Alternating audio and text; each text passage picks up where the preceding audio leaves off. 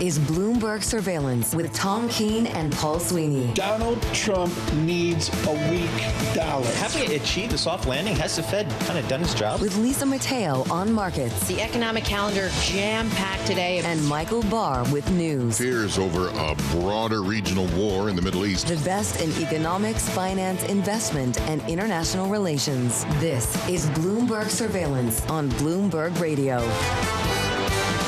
Good morning, everyone. Tom Keene, Paul Sweeney, Michael Barr, Lisa Mateo with us. Yes, we're going to do newspapers. And yes, Lisa insisted we're going to talk about Taylor Swift's outfit at the Kansas City Chiefs football game. We'll get to that in a moment. Speaking of it, dressed in red, supporting the Kansas City Chiefs, Paul Sweeney on assignment. We'll talk about it. Jessica Menton joins us this morning here in studio. What did you think of yesterday, Jess Menton? Well, I mean, looking at what happened to NVIDIA, especially the route we saw, as much of it that it lost $589 billion. So it's the worst route in market losses that we saw when it comes to market cap in history. But maybe a turnaround Tuesday here, Tom. It is turnaround Tuesday. We got some green in the screen. The Dow Futures flat, but there's a little bit of a sprightliness. And the key message, folks, this morning is it's a correlated sprightliness. The first thing I did, I looked at the Bloomberg Dollar Index, and you know what? It's got a lift to it. We're not through certain technical patterns, but hey, we'll take anything after what we observed yesterday. Throughout the entire show, we will honor and glorify Mandeep Singh. He killed it yesterday. He really did. He's on 3 times, plus all the other shows. Thank you to the people that handle you people. Like, if we want to get Jess Menton, folks, we have to go through like 6 people to get to her. Same with Mandeep. It was really, really great. Fabulous. Yesterday. We said good morning to all of you on your commute across the nation on YouTube. Subscribe to Bloomberg Podcasts. Bloomberg Surveillance, brought to you by BAM Mutual, BAM Mutual. BAM Mutual, they insure municipal bonds that finance essential infrastructure and provide guaranteed income to improve any portfolio.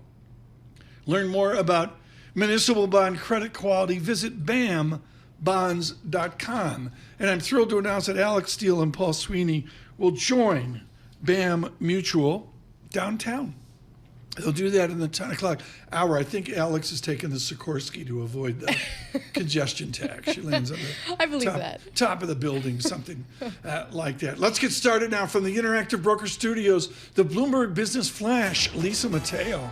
Yeah, we've got futures kind of rebounding. This is after the news of that cheaper AI model from China's DeepSeek sent stocks really plummeting yesterday. NVIDIA sank 17%. We heard about that this morning. Shares on the mend up about 4%. Also on the rise, you have Broadcom up 3%, Marvell Technology up 4%, and even Constellation Energy, which helps power AI's data centers, is up 3% after yesterday's 21% wipeout. So we'll start with NASDAQ futures. They're up about 0.2%, 54 points. We have S&P futures up 0.1%, 7 points.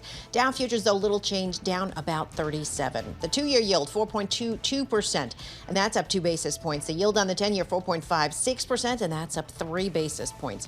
Want to go to currencies? The dollar strengthening against its peers. President Trump's promises much bigger tariffs. That's the reason for that. So we have the Bloomberg Dollar Spot Index up about 0.4%, but you have the Japanese yen, euro, British pound weaker this morning. We also have earnings coming in fast and furious. We'll start with Boeing. Their shares up 0.5%. Fourth quarter adjusted free cash flow, $4.1 billion. We'll continue to bring you more information on this as it comes in. And I want to point out shares of General Motors up 1%. 2025 adjusted EPS forecast beat estimates. There are more coming in, as well as Starbucks after the close. So we have a lot in store. That's a Bloomberg Business Flash. Over to you.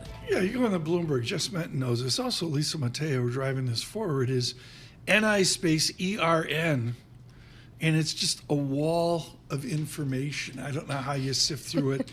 JetBlue just out with their average fuel price. They're not buying their fuel at Wawa, but JetBlue out. We'll get to that in a moment. Patrick Armstrong to be with us in a bit, but we start strong with Seema Shah, Chief Global Strategist, Principal Asset Management. We're going to try to talk to her without mentioning DeepSeek and all the rest of it. Seema, when you see a shock like we saw yesterday, for measured conservative 3-year time span, do you buy the dip?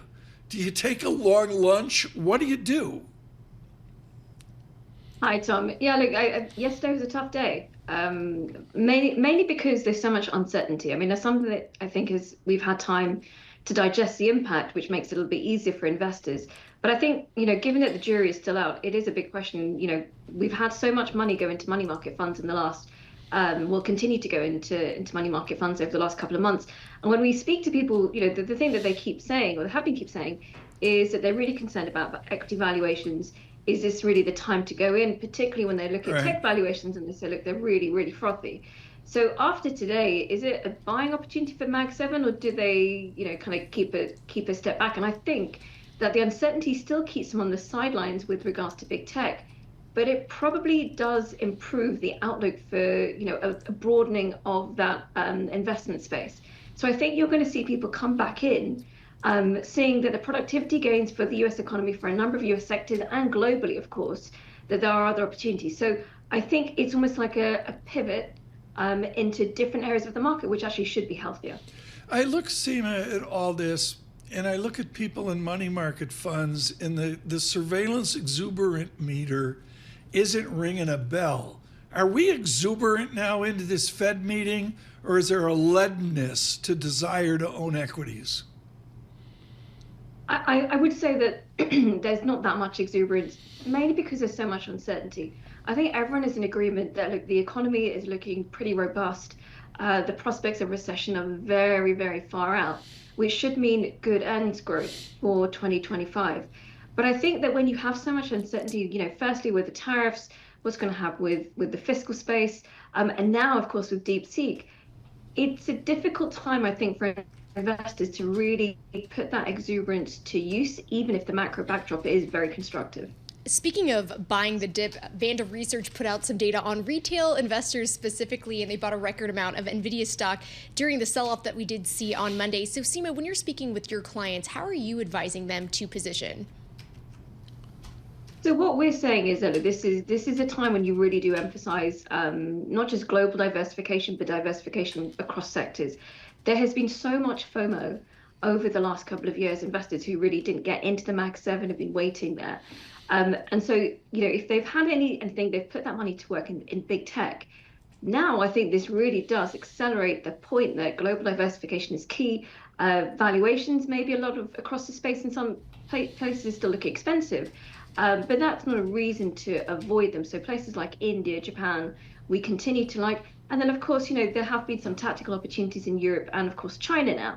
So I think that's key, but also looking beyond the big tech. So sectors within the financial space, particularly, we think are looking strong, and potentially within industrials, if you do start to see this manufacturing kind of green shoots start to take off. So I think that's what we're advising investors. This isn't the time to sit back and cash, but you start to recognize that there are opportunities outside the spaces that everyone's been very much limited to over the last few years. There's been so much criticism over the past 2 years in this bull run about broadening rally. If you look at the SPW, the equal weight index for the S&P 500 was up just marginally yesterday compared to 1.5% drop in the S&P 500. And then, of course, another strong breadth day with 57% of the New York Stock Exchange higher trading there. So when you're thinking about the broadening type rally, where do you see as far as when it comes to earnings growth and how that could translate to stock performance over the next year?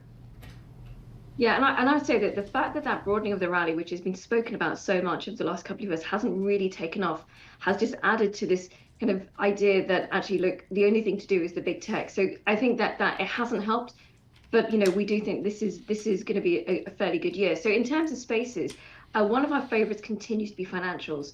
From a macro space, of course, you've got a strong economy, you've got a positive yield curve. Just so from a fundamental perspective, financials do look good. And then you add in the deregulation that we're expecting to come through in 2025. But it looks like quite a resounding case for financials at this point. Seema, I got to be quick. What kind of financials are the attraction that you see out there?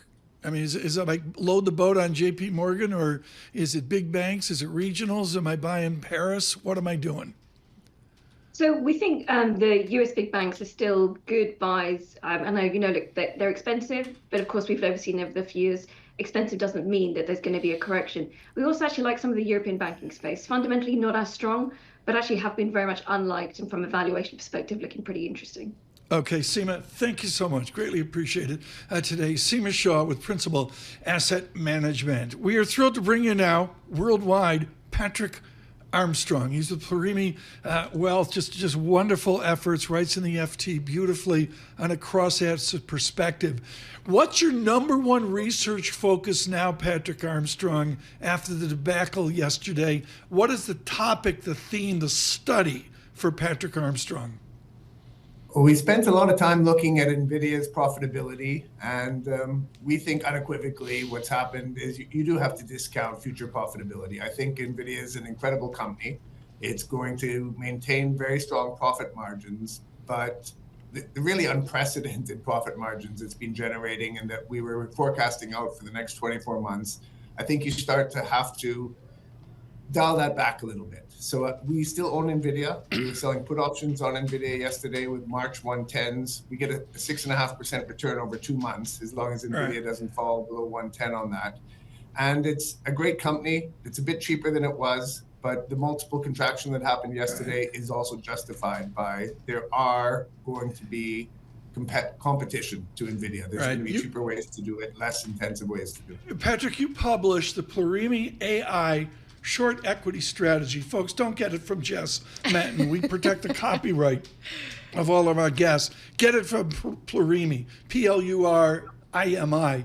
But tell me about an AI short equity strategy. What is it, short Microsoft? We actually had we use AI to help us select stocks. We don't short stocks that are in AI there. So we've got a stock selection system that uses machine learning that identifies winning. Okay, so what's it tell you right now?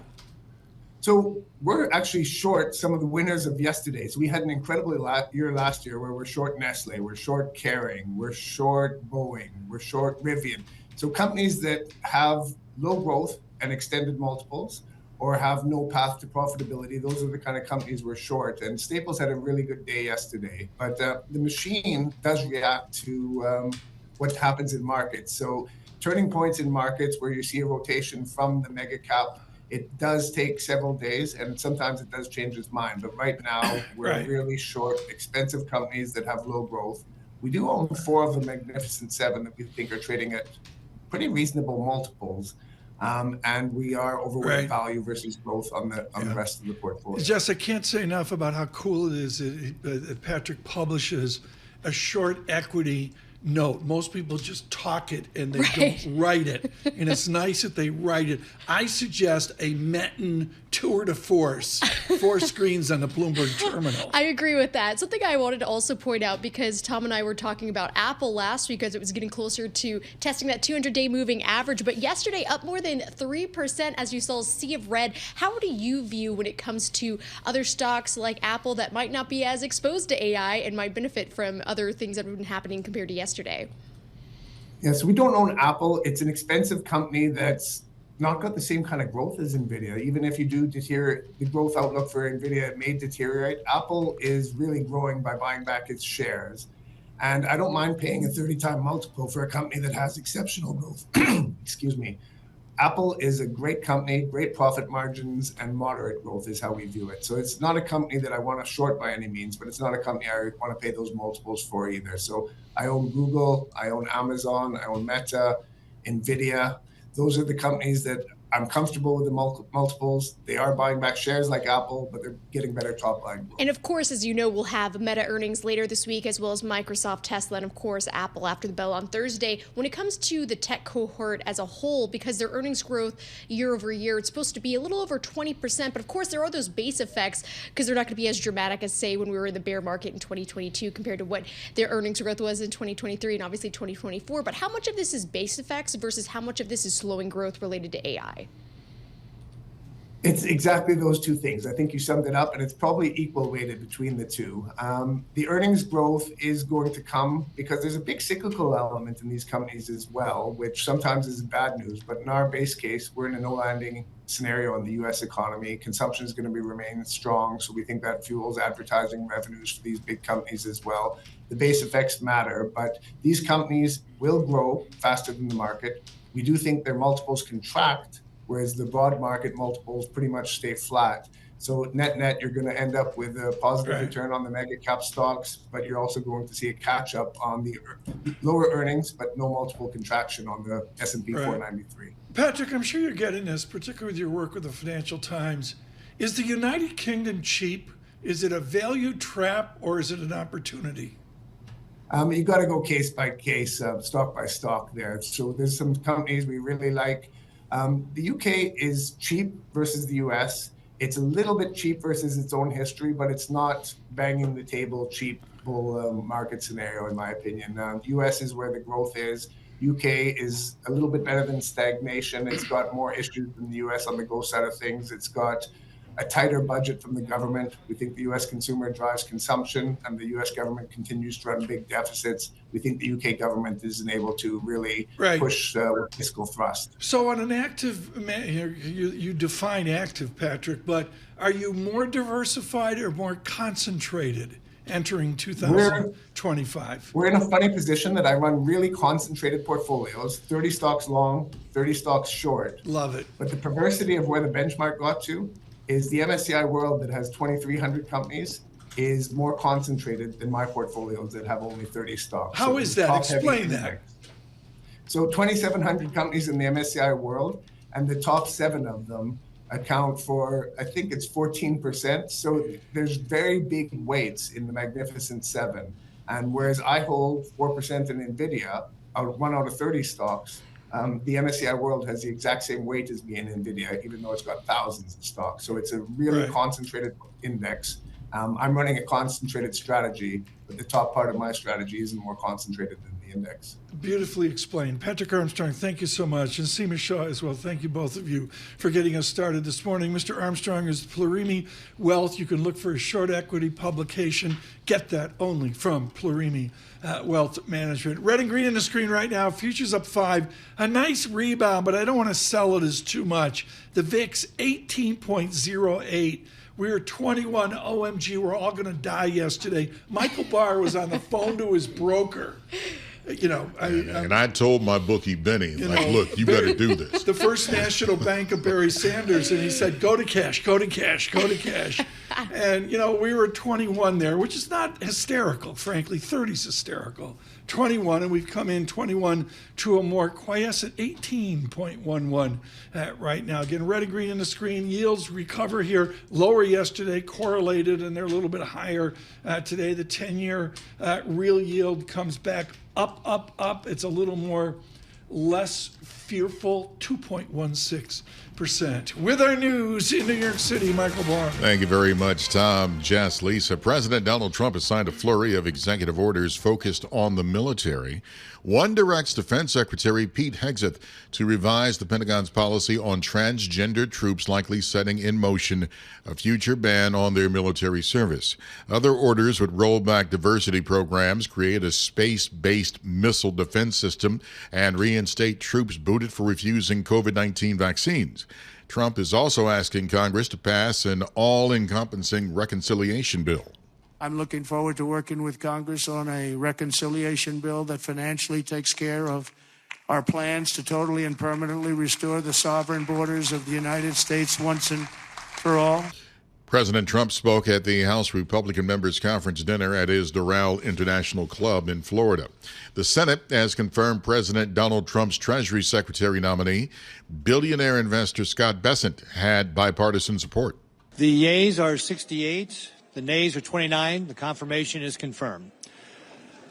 Under the previous order, the motions to reconsider is considered made and laid upon the table, and the president will be immediately notified of the Senate's action. Bessent will work to extend tax cuts passed in the first Trump administration. Bessent is the first openly gay individual to hold the role. He supported Democrats in the past, but now supports President Trump. It's sending shockwaves through the defense industry. Two people familiar with the pause say that the new Defense Secretary, Pete Hegseth, is holding all new Army contract awards as well as solicitations for new programs. According to two people and an email reviewed by Bloomberg, the pause could last as little as 10 days, but could potentially continue for months. The hold comes in part to review diversity, equity, and inclusion clauses in contracting. Global news 24 hours a day and whenever you want it with Bloomberg News Now. I'm Michael Barr. This is Bloomberg Tom, Jess, Lisa. Michael Barr, thanks so much. Mark Cudmore out with a nice note on MLive, which is the internal. If you have the Bloomberg terminal, you get the joy of reading Mark Cudmore. And the basic idea here, and this is in the zeitgeist just mentioned, is all we know about yesterday is it means better efficiency, better productivity. Paul Donovan, thank you, Paul, for being with us yesterday at UBS. But it means just everything is cheaper and better. And I guess it comes down to Apple. That's right. And we're Am I right? Of course it is. And especially when it comes to those M4 chips related to AI processing that more people want to hear about on their earnings call. But I have my AI on the phone. Right. And because it's on my phone, I choose my AI. Correct. Lisa, are you going to have AI in your phone? I have ChatGPT. Oh, you have ChatGPT? You're one up on me? I don't have DeepSeek, though. I don't have that. I'm learning every day. Lisa Mateo way ahead of me on the AI. We've got some great guests coming up on foreign exchange. Derek Halpenny coming up as well. Right now, red and green on the screen. Stay with us on YouTube. It's Bloomberg Surveillance. Markets, headlines, and breaking news 24 hours a day at Bloomberg.com, Bloomberg Television, and the Bloomberg Business app. This is a Bloomberg Business Flash. From the Bloomberg Interactive Broker Studio, I'm Lisa Mateo. Well, we've got futures on the mend after yesterday's tech-fueled sell-off. The Nasdaq fell more than 3%. The S&P 500 slid 1.5%. But here's something interesting. Rising stocks in that benchmark, well, it far outnumbered the declining ones, 350 to 152. So let's start with Nasdaq futures, up about 0.1%, 33 points. We'll go to S&P futures, little changed, up about 4. Dow futures, little change, down about 41. We have the 2-year yield at 4.21%, up 1 basis point. The yield on the 10-year, 4.56%, and that's up 2 basis points. Want to head over to commodities very quickly. Brent crude $77 a barrel. WTI crude $73 a barrel.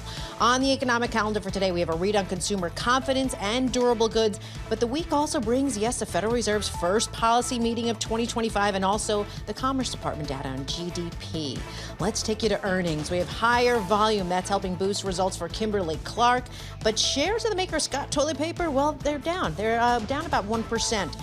And we go to travel. Reported fourth quarter earnings were better than Wall Street expected for JetBlue. Demand kind of climbed after the November election and during the winter holidays. Fuel prices fell. Its share, though, down about 3%. And Royal Caribbean, their shares up this morning, higher up 4%. Forecast adjusted earnings per share for 2025 topped estimates. But here's the thing. It said its busiest booking period is off to a record start. For on-demand news 24 hours a day, subscribe to Bloomberg News Now. Wherever you get your podcasts, I'm Lisa Mateo. That's a Bloomberg Business Flash. Jess and Tom. Thanks so much, Lisa, and thanks for just killing it on the earnings cycle. We got to do this, folks. Here's the strategic Bloomberg surveillance equity approach. Apple, NVIDIA, some other stock we don't know, more Apple, more NVIDIA, Microsoft, more Apple. Did we do NVIDIA? Let's do NVIDIA again. Jess Metton with me today. Jess, Kimberly-Clark, KMB, Lisa mentions it. Yes. Their 10-year return is 5.5% per year, and they're trading at a multiple that harkens back to my first gray hair. They're trading at a 12 multiple, trailing. You know, it's interesting. I was talking to Tom Barkin last year about how he was viewing consumer packaged good companies, especially when you're thinking about a company like Kimberly-Clark. Where's the growth? Right, exactly. And he looks at the volume price to mix ratio, but he was looking at it more so on the inflation type front and what that meant as far as corporate America and how that feeds into some of the models the Fed has. But when you look at some of the other metrics, like you're pointing out, it's tough there. What is management doing in a company like that with low single-digit growth? Michael, I'd say to Mike Sue, the chairman and CEO of Kimberly, are you blowing up the company? Is there any urgency? Right, and especially when you're thinking about just relative how that group has performed to the S&P 500, massively underperforming. I know. Derek Halpenny's taking notes in London. Joining us now is Derek Halpenny on foreign exchange. It's been way too long since we've had him on. He's just done a great job at MUFG for decades. Derek, let's go right to the dollar with the tests that are going on. Is it dollar resilience that you observe? Well, when you consider the level of expectations that were surrounding Inauguration Day and Day One tariffs being implemented, yes, I think the correction weaker when you consider the scale of dollar strength in Q4 of last year, I think is still pretty moderate. And for obvious reasons. You know, I think you'd be a brave man to be selling the dollar here when you listened to Trump last night and the way he was talking about trade tariffs and how he loves them and all the advantages. Tariffs are coming. It's just a matter of when. Right. You are expert at flows. What are the flows from the continent to America, vice versa, or from the Pacific Rim to America? Well, speaking from an MUFG perspective, the Pacific Rim, to Japan, and both, Japan to the United States from the Pacific Rim, and also in Europe, there's definitely been reduced appetite for fixed income investments, and I think in that it partly reflects the increased cost of hedging for Japanese investors has curtailed their appetite because, as you know, Tom, there's an appetite for fixed income, but also hedging that to some degree. And the cost of hedging, I think, has brought down overall the buying of fixed income in the United States. And it's even more obvious in Europe, where Japanese investors have been outright sellers, probably on political risk, in France in particular, where we've seen some heavy selling of French bonds over the last couple of months.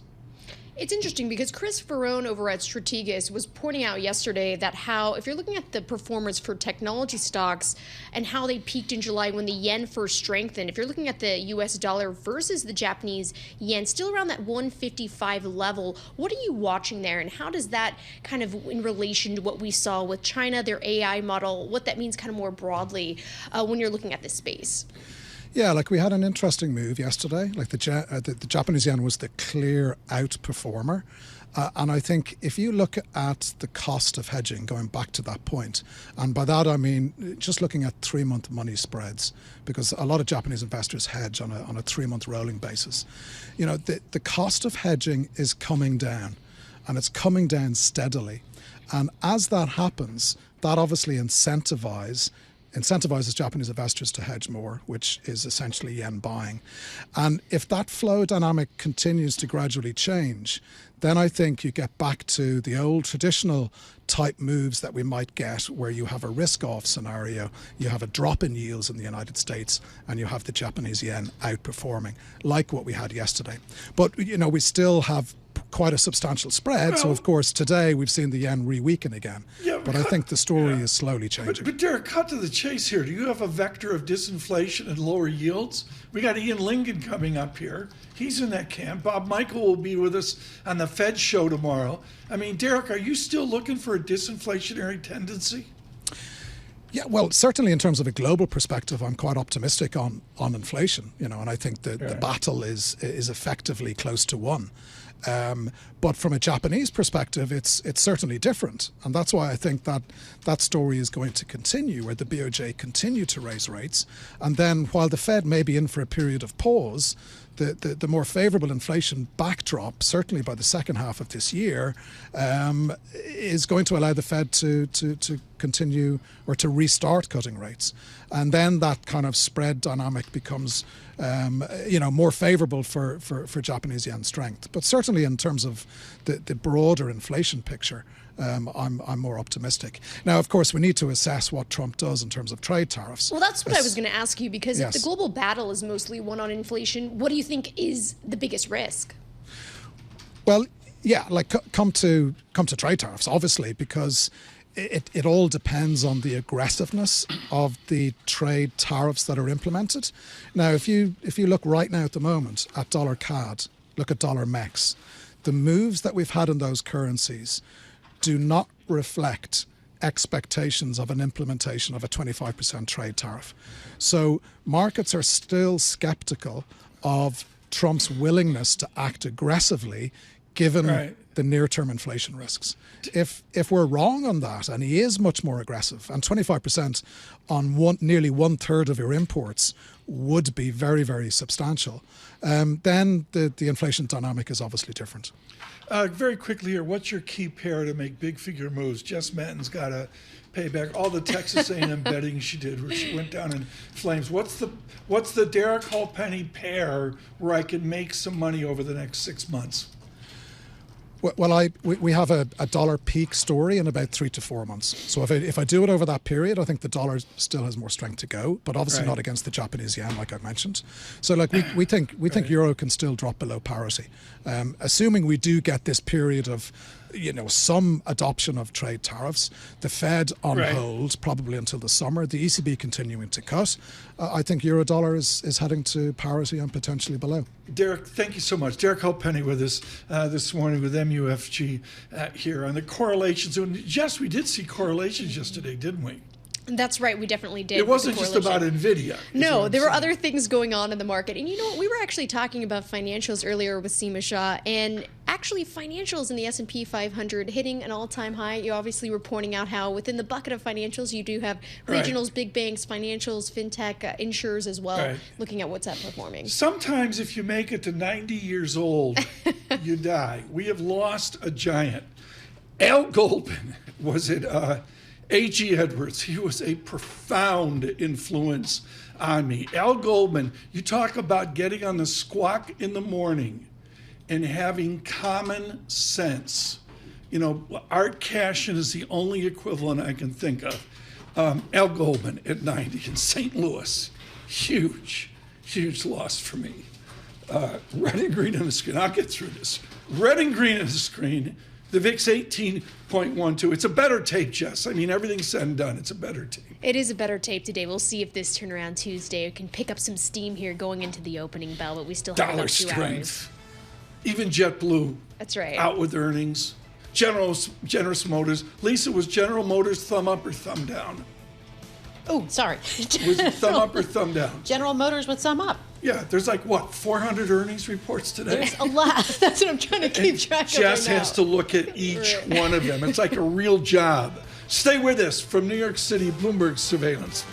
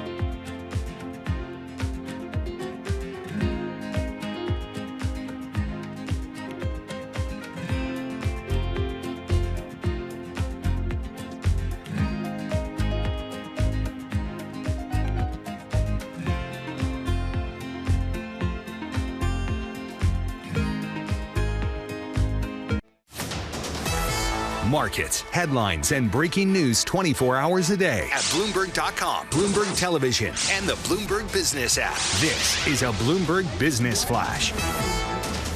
From the... Sorry, Tom, you're killing me.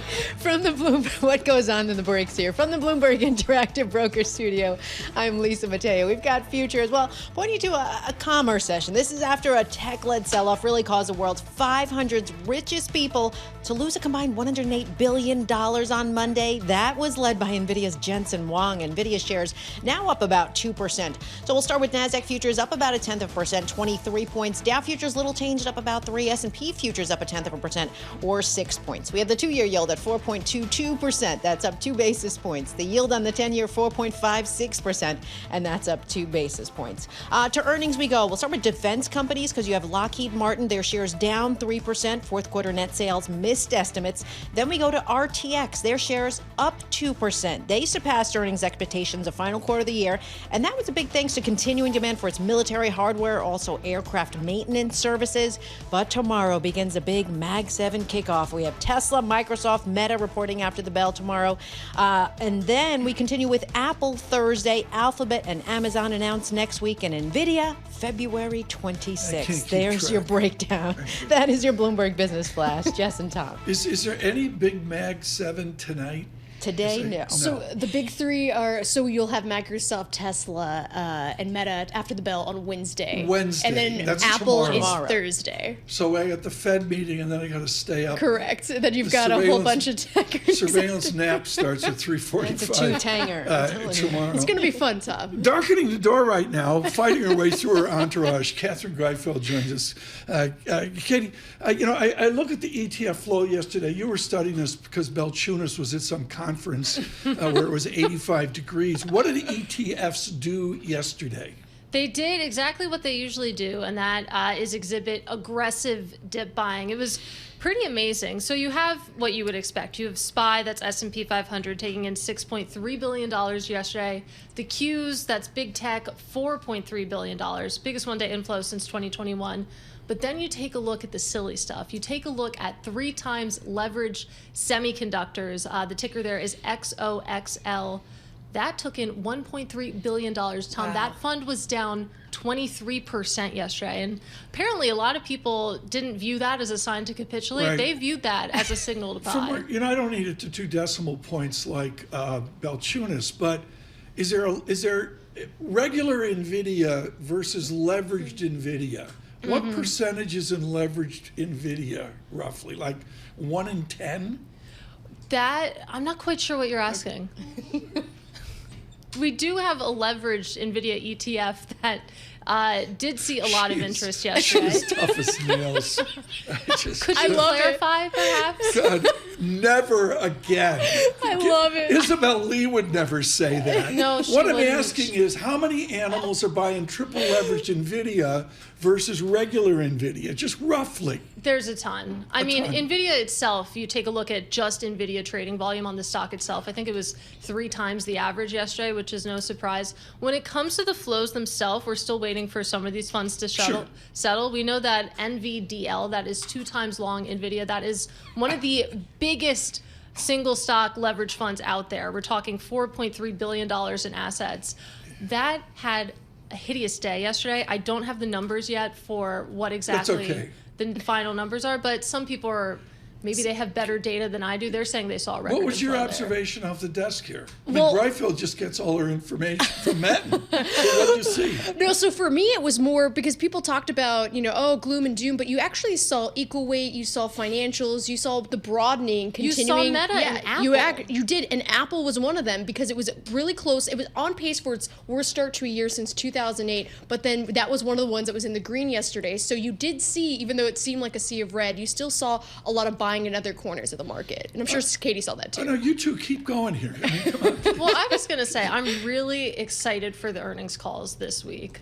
This was already going to be a big week. It just took on a lot more urgency. Amps up the drama. In terms of what kind of questions these executives are going to get asked about their AI spend. Did you ever say that at Haverford? You're at a bar on Thursday night and you said, I'm really excited about the earnings calls. Maybe when I was impersonating Tom Keene, but certainly not as a genuine statement. The bow tie. Yeah. It's just been a disaster. I just got an email in. All they want to know is how's Gus doing? I mean, there we go. Gus in the cold? That's the main question. He's having a great time. Last week, I'll say, was a little rough. It was like 8 degrees in New Jersey. What do you do, like a blanket? I do. We double blanket him. I bought him this new blanket, which was its whole experience, but it's basically like a sleeping bag that you put on this horse. It's so thick, and then we put something on top of that as well, so he stays extra warm. Is it like the Sioux Indians in North Dakota with the winds blowing? He's like out of the tundra of New Jersey. He does have a run-in shed, so he's fine. But I will say 32 degrees or whatever it is right now, this is like perfect weather for him. We're talking about a half Shire for our listeners at home. He's a thick. A what? A half Shire.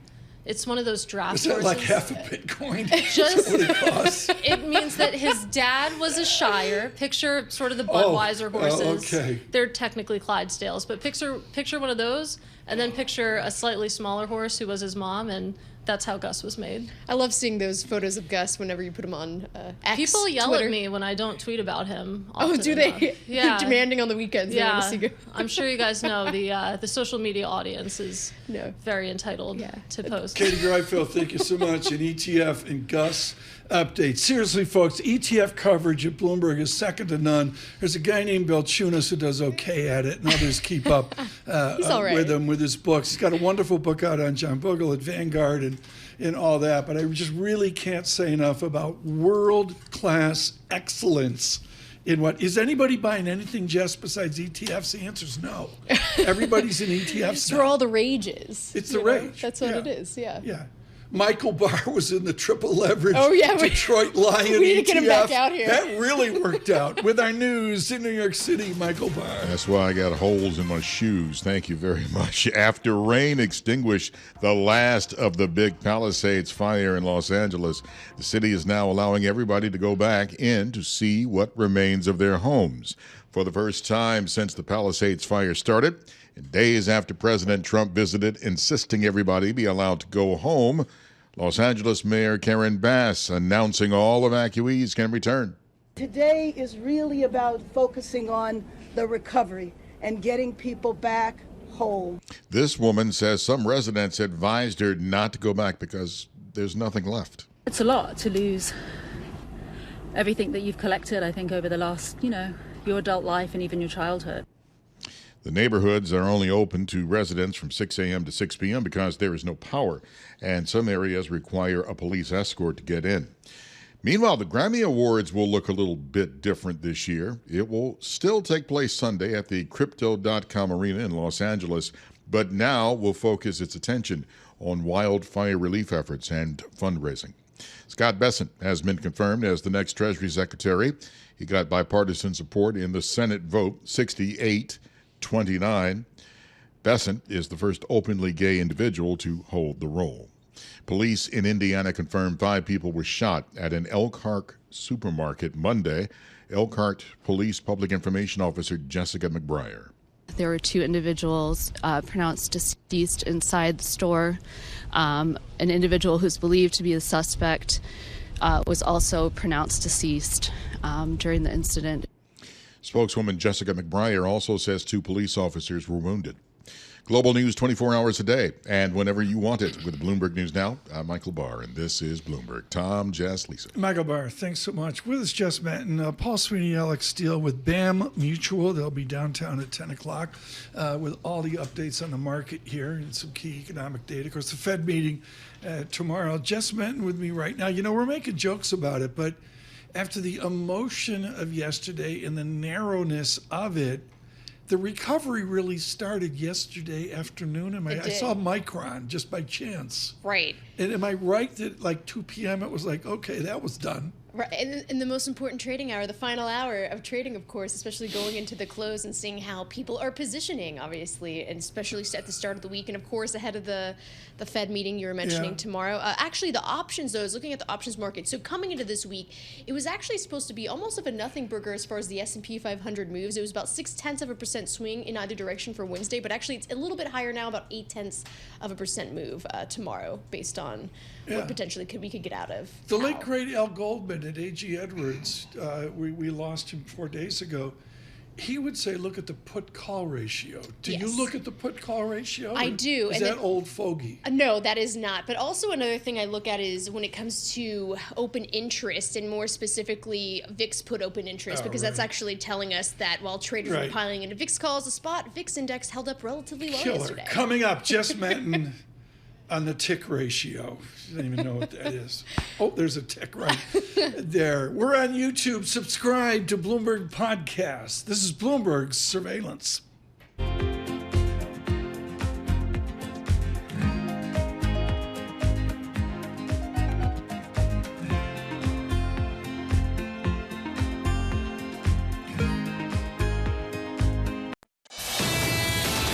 Now, a look at the front pages. What's making news around the world? Your daily roundup of today's headlines on Bloomberg Surveillance with Tom Keene, Paul Sweeney, and Lisa Mateo. Good morning, everyone. The daily look at the front page is a Lisa Mateo moment. It's brought to you by IBKR, with the average U.S. temperature in January 2025 be greater than 34 degrees. Trade your prediction with IBKR Forecast Trader. The yes was recently at a frigid 14%. Buy yes or no and earn $1 if you're right. Go to ibkr.com/forecast. Lisa, what do you have? Okay, so there used to be the social media trend where people would show off everything they bought, right? They would call it a haul, and they'd show off all these things they're doing. The kids were going crazy with it, showing off things at like Target and Amazon. Well, now there's a new trend.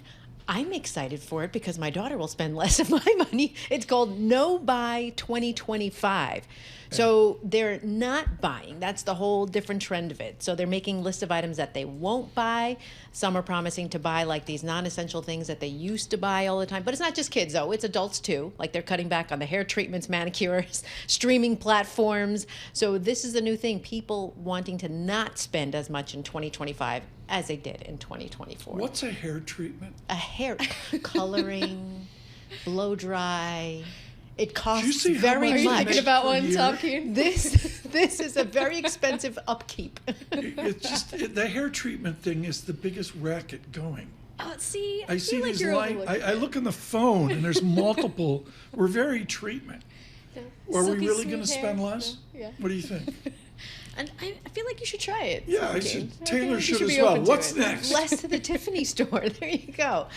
So someone who did not get this Memo. no buying memo was Taylor Swift, because she's all over this is Business Insider. She had the foo. You talked about it yesterday. The Louis Vuitton retails. The whole thing had to total about $68,000. Wow. There is a complete breakdown. But the thing that stands out, it was kind of controversial because she had the monogram jacket, which is different because it used to be this quiet luxury trend, and now she just put it all out there, and it was Louis Vuitton everything and branding. So they're saying she's going to spark back this loud luxury trend instead. But I wonder about it in the sense that so many people I know feel they can't wear luxury because of crime. This is serious stuff. Crime. I didn't think about that. Okay. It's like Did not think about serious that. stuff, and I just wonder. You know, I noticed the Taylor outfit. Wait, let me rephrase that. Yes. It was noticed in the toe. house. Yes. But I really wonder. The jacket was $5,000 alone. Wow. Yeah. Well, you know, she's styling. She's And styling. She was looking good, though. She was, yeah. You know, She's looking sharp. Next. She did. All right. Since we're talking luxury, this was in Fortune magazine. Kind of interesting because it talks about Disney World, and they're calling it actually a luxury experience because it's become this, tiered pricing scale, add-on fees. It's becoming unaffordable to just the average American family. So it really breaks down the price. You got to read it. It's pretty interesting. But over the last 10 years, Disney World ticket price has grown at almost 9 times the rate of inflation. Yeah. So a family of 4, $766 pre-tax for 4 one-day peak season tickets. And they're talking about the perks. It doesn't include the extra perks, like you need the lightning pass if you want to skip the line, the extended evening hour pass. That really the haves can afford and the have-nots just can't. So it's just kind of interesting. Paul keeps track of this. Yeah. I don't really. It is participate, it's a lot. Thank goodness my kids are older right now and I don't have to go through this. But it's a lot. It's and like a lot of parents it's like talking skiing about now. it. It's ridiculous. They're saying Universal Studios is going to cost like $100 less. If you go to Busch Gardens, it's going to save your family like $300. It's just paying for the name. Yeah. Mickey Mouse. Okay. Well, thank you so much. Lisa Mateo on the newspapers today. And now, folks, we need to go to College Station, Texas. Come on, Jess Benton.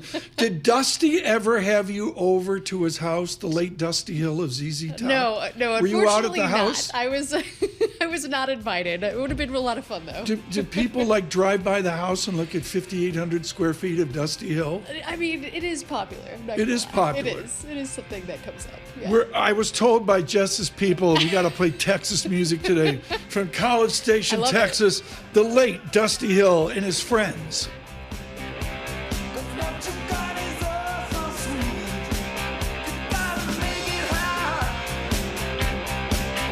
Like a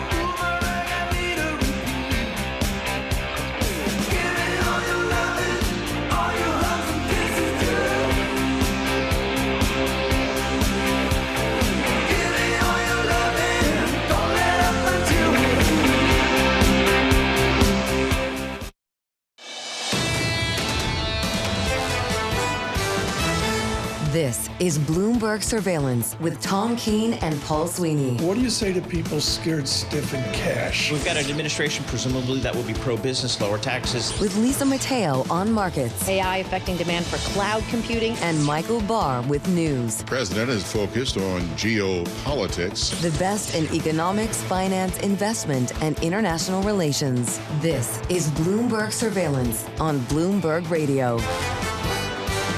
Good morning, everyone. Tom Keene, Paul Sweeney, Lisa Mateo, Michael Barr, Bloomberg Surveillance across the nation. Your commute. We say good morning on Apple CarPlay, Android Auto, Sirius XM. Good morning on YouTube, building each day. Subscribe to Bloomberg Podcast. That's how to find us. Thank you for that, growing each and every day. Paul Sweeney on assignment downtown with Alex Steele. Look for them, BAM Mutual, having an event, and they'll be there for it. We thank BAM Mutual for their support. Look for that at 10 o'clock. This morning, Jess Manton, the short straw. She has to come in after the hysterics yesterday. What was it like in the stock desk at 8 a.m. yesterday morning? Oh, this is why we do it. Yeah. You know, these are the days that you prepare for so that you can get the positioning, you can tell people what are happening in derivatives, you can talk about the winners, the losers, and across different stocks and industries. I didn't get any sense there were like margin calls. No, like there was like leverage and it went bad. Right. There really wasn't like financial Right. There trauma. weren't concerns about credit spreads or anything like that. Yeah, okay. Great on the screen. A little red and green earlier, a little better tape right now. Don't want to oversell that. NASDAQ up 0.3%, SPX up 0.2%, and the VIX 17.84, certainly much better than 24 hours ago. Bloomberg Surveillance this morning, brought to you by Cohn Resnick Advisory, Assurance, Tax with potential changes on the horizon. You will need to rethink your tax strategy. Cohn Resnick, their tax advisors, can help keep your business at the forefront. We thank Cohn Resnick for all of their support. From the Interactive Broker Studios, we need an update, a Bloomberg Business Flash, dressed in Louis Vuitton, Lisa Mateo. I wish. That's morning. Futures, they are rebounding. This is after news about that cheaper AI model from China's DeepSeek. Really sent stocks plummeting yesterday. NVIDIA, in fact, sank 17%, wiping out more than $590 billion from the company's market value. This morning, though, shares on the mend up about 2%. Also on the rise, you have Broadcom up 3%, Marvell Technology up 3%. Even Constellation Energy, which helps power AI data centers, is up 3%. Because yesterday it had a 21% wipeout. NASDAQ futures up 0.2%, 58 points. Dow futures little changed, up about 7. We have S&P futures up 0.2% or 13 points. The 2-year yield at 4.21%, up 1 basis point, and the yield on the 10-year 4.56%, and that's up 2 basis points. To currencies, the dollar strengthening against its peers. This is as President Trump's promised much bigger tariffs. So we have the Bloomberg Dollar Spot Index up about 0.3%. The Japanese yen, euro, British pound weaker, and we have Bitcoin up about 1% at just over 102,000. A ton of earnings to get to today. I'll mention too, we have Boeing up about 0.5%. Fourth quarter adjusted free cash flow, $4.1 billion, and then shares of General Motors. 2025 adjusted EPS forecast beat estimates, but its shares down about 0.1%. Starbucks after the close too on top of that. That is your Bloomberg Business Flash. Jess and Tom. Thanks so much. Greatly appreciate it. So here's the way it works, folks. You're either in the market, if you weren't, bond return, 0% cash, 5%, whatever. And then a lot of people are rationalizing out high single-digit returns, low single-digit returns. And others said, buy Mag 7, be comfortable with Mag 7, buy U.S. large cap, be comfortable, and did better than good. Leading the way on that was Emily Rowland. She's at John Hancock Investment Management. They're trying to get her over to work the Red Sox this year, so maybe she can do her magic for their middle relief pitching. Emily, let's not talk the Red Sox as depressing. Let's talk the continuation of what you got right last year. Do you state that U.S. large cap is the place to still be? Yeah, Tom, we're still emphasizing quality, and U.S. large cap stocks are the poster child for quality. These are stocks that have great balance sheets. They have a ton of cash. They have great return on equity, but we've always cited that valuations were an issue. The S&P 500 Growth Index is trading at a 54% premium. to its 20-year average. So while we like owning tech stocks, it's kind of like buying expensive shoes. You know they're expensive, but you know their earnings are going to deliver. And that's why we've been, just like good shoes, they're going to deliver. We want to be there, but we're also on the hunt for quality at a reasonable price. Yeah. So as you know, we've also been emphasizing things like U.S. mid-cap stocks, looking for high quality sectors on sale like healthcare and industrials. So I think this broadening out in the market is healthy. We are still emphasizing the U.S. Over time, stock prices follow profits, and we're finding superior profits here in the U.S. What's the definition of good shoes? I mean, if you're James Madison, then up to BC, I mean, is it a nice pair of LL Bean, like the 8-inch tall dark brown ones? Or is it a pair of Roger Vivier from Paris? I'm a Jimmy Choo girl, so I just feel like they are so solid. Really good. They always deliver. Yeah. On Madison Avenue, we call that James Choo. Jess Menton, pick it up. You were just mentioning broadening out of the rally here, and I wanted to point out yesterday, so the S&P 500 consumer staples sector outperforming the S&P 500 technology sector by 8 percentage points, so that was its best performance relative to that group since 2002 here. So when you're talking about broadening out, obviously there's staples, especially when you're thinking about the earning outlook. There's different corners that have held up, but overall still struggling here. So where are you looking when you're thinking about broadening? Is staples one of them, or are you looking elsewhere? Yeah, every dog has its day, and we've seen the dogs of the Dow sort of coming into the spotlight here from a performance perspective. Again, we're looking for high quality, so it's sectors like healthcare, which have gotten crushed over the past couple of years despite elevated earnings estimates. The healthcare sector is now trading at a 20% discount to the S&P 500, and it still sports businesses with lower beta. They're more defensive. They offer dividends. We're also looking at the industrial sector as an opportunity here as the U.S. is benefiting from massive onshoring activity, supply chains coming here from the United States and other parts of the world, the manufacturing renaissance that's playing out in the U.S. today, benefiting all the investment around that. Think about trucking and building and machinery. So the U.S. industrial sector, we think, is also poised for outperformance this year. And I would like to mention too that Europe is doing really well so far this year. I think the weaker dollar has been a critical element there. So if the dollar does continue to see some weakness here, that could also benefit international equities, which have really struggled as well over the past year or so. So what did you do yesterday? Jess Menton's writing a story on this, so I got to ask you. Thank you. I mean, on a day like yesterday, you got, you're lined up, with all your people at John Hancock and meetings and all that. But are you on the phone as you take a break saying go long NVIDIA? I mean, what do? Buy the dip? No, I mean, we're not really jumping on every tactical short-term trade. And as you can see, markets are getting whipsawed every day. Yesterday, obviously, was quite a wake-up call in terms of the concentration in the market. The top 10 stocks represent 40% of the S&P 500. I think it's like 39% now after yesterday. That happens when you see $600 billion in market cap wiped out in a day of one stock. But, it's certainly a wake-up call. And then on top of that, you've got all of these oscillating headlines around tariffs that are causing major whipsaw. We continue to focus on the longer term. Our outlook is 12 to 18 months. It's about following profits. It's about understanding where we are in this cycle, and then looking at the Fed to see if there are more clues about where we can go in the short term in terms of volatility there. And we'll find out more, of course, about that tomorrow. There's a basket in the terminal where you can look at the Mag 7's growth premium, and actually if you're looking at its estimated PE ratio. How do you do that? I don't know how to do that. So I actually have it custom made for myself. This is what happens when you're on the equities team, Tom. We have fancy stuff over here. This is why y'all bring us in. But it actually was around a high of around 47. Now after yesterday's sell-off, it's dropped to about 43. So still elevated. But as you know, when there's so much criticism about when it comes to valuations. Of course, one of your buddies, Sam Rowe, has had a great column a couple weeks ago, Tom Keene, about... my buddy. about he's on the board of trustees of the triple leveraged all cash right, fund. and talking about kind of the...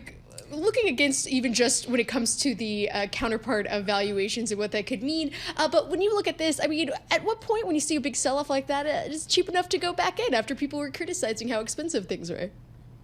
Yeah, I mean, we don't have an explicit target on that.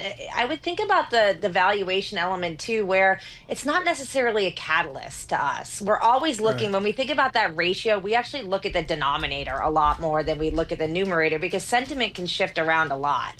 We want to see where that earnings engine is, and we're still finding it in technology. Of course, there's a challenge now given the amount of positive sentiment in the space and how easily that can shift. So we've always wanted to diversify from that valuation risk by owning things that are on sale. So think about those expensive shoes. We also got to find those high quality shoes at a discount. Maybe it's the Nordstrom Rack, one of my favorite stores. So we want to think about finding that quality at a reasonable price. But certainly there could be an opportunity here to step in if we see a more meaningful sell off in tech. We do have to remember that the market is tech. The US is like a giant tech ETF. So we want to be rooting for this area of the market to hold in here as a broader sell-off is something that's quite likely if we do see further pressure on the technology sector. This is great. We're going to do a remote with Emily Rowland from 497 Boylston Street in Boston. Nordstrom Rack, Newbury, Yes. Boston. We'll be there next time with Emily Rowland. Emily, thank you so much for the perspective, and congratulations on just hugely participating in the market through this bull market run. I have been most deficient of getting to the Fed meeting tomorrow. I cannot remember a time where there's been this many distractions, our politics, Right. our investment in that. Seriously now, Michael McKee with a brief. Like the whisper number jobs day, is there a whisper question? Is there a whisper question for the press conference to make this exciting? Yes and no. There's a question, but there's not going to be an answer. We were discussing it this morning in the newsroom.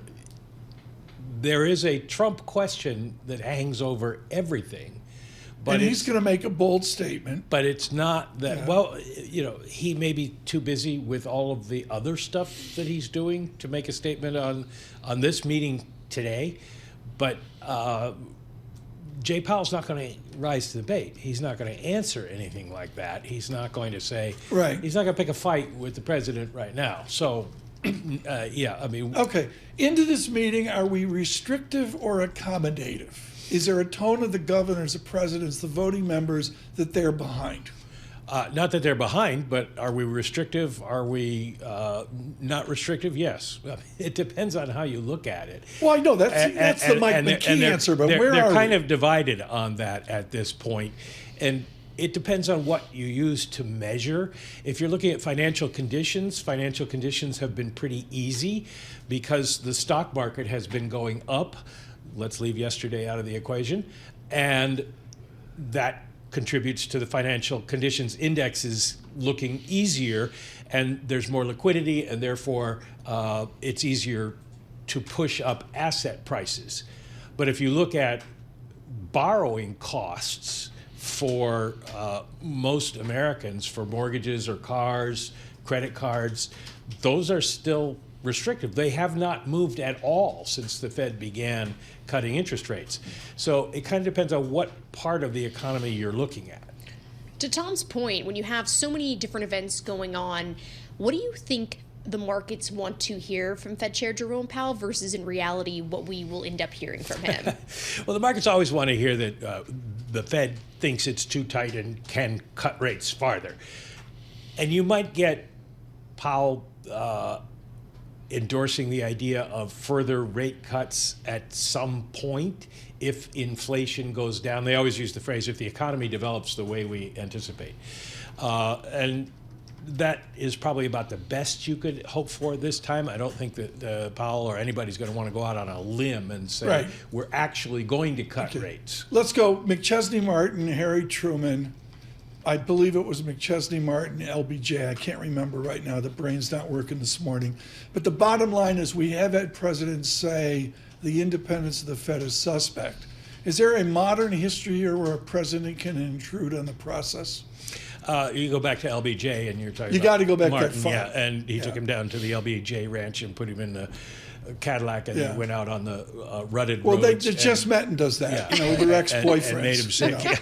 But Martin held to his guns and did not respond. Now, Richard Nixon and the Fed at the time, when he was running for re-election, and Arthur Burns, he did get him to run the economy hot, which helped contribute to the great inflation. Right. So yes, there is some tradition of it, but nothing since then because, let's say, the Fed learned its lesson. In the meeting in December, so the last Fed meeting, Powell, as you probably remember, Mike, he brought up the Teal Book. So when discussing the potential effects of Teal Book for when you're thinking about tariffs and especially the effects on inflation as well as monetary policy. So obviously when you're thinking back, hearkening to the trade war that wouldn't happen before, obviously COVID occurred. What are your kind of views on the Teal Book, and what do you think? What else people want to? Let me just explain to Tom. Yeah. What the hell is the Teal Book? The Fed used to, when you were a Ute, the Fed used to have two books that they would present to the Open Market Committee, the Green Book and the Red Book, and one was scenarios and one was policy choices. It's like choices. the Sears Roebuck Christmas catalog. Yeah. And they combined the two, and they put a teal cover on it. It's now the Teal Book. So it's just one book. In 2018, when Donald Trump was putting tariffs on, the Fed staff put together a briefing in the Teal Book on how you should respond to tariffs and their impact on the economy. And if it was a one-time increase in tariffs, basically the idea was you look through it because it's not going to produce lasting inflation. It pushes the price level up, but doesn't produce ongoing inflation. Let me explain Teal to you. Carl from New Hampshire listens often. He's got an ice rink in his backyard with a real Zamboni. Carl would tell you that you root for the original six in hockey, and then you root for the St. Louis Blues and a select group of the next six. And you never you never support an NHL team that wears teal. Okay. That's a card rule. Teal is, San Jose, they never got the memo. I was thinking San Jose, but you know who else, of course, and they wear these when they wear the throwback uniforms, Pittsburgh Penguins. That's right. They originally wore like teal. Pre-Lemieux almost. Oh yeah. Yeah. When they first came into the league. But Carl told me this once. You don't root for anybody wearing teal. The Teal Book? The Teal Book. Seriously, yeah. How thick is it? They're not as thick as you would think. They're not huge, but how in God's name do you know this? Paul Sweeney wouldn't know this. Well, I used to be an economics reporter before I covered stocks, so. She does it all. Yeah.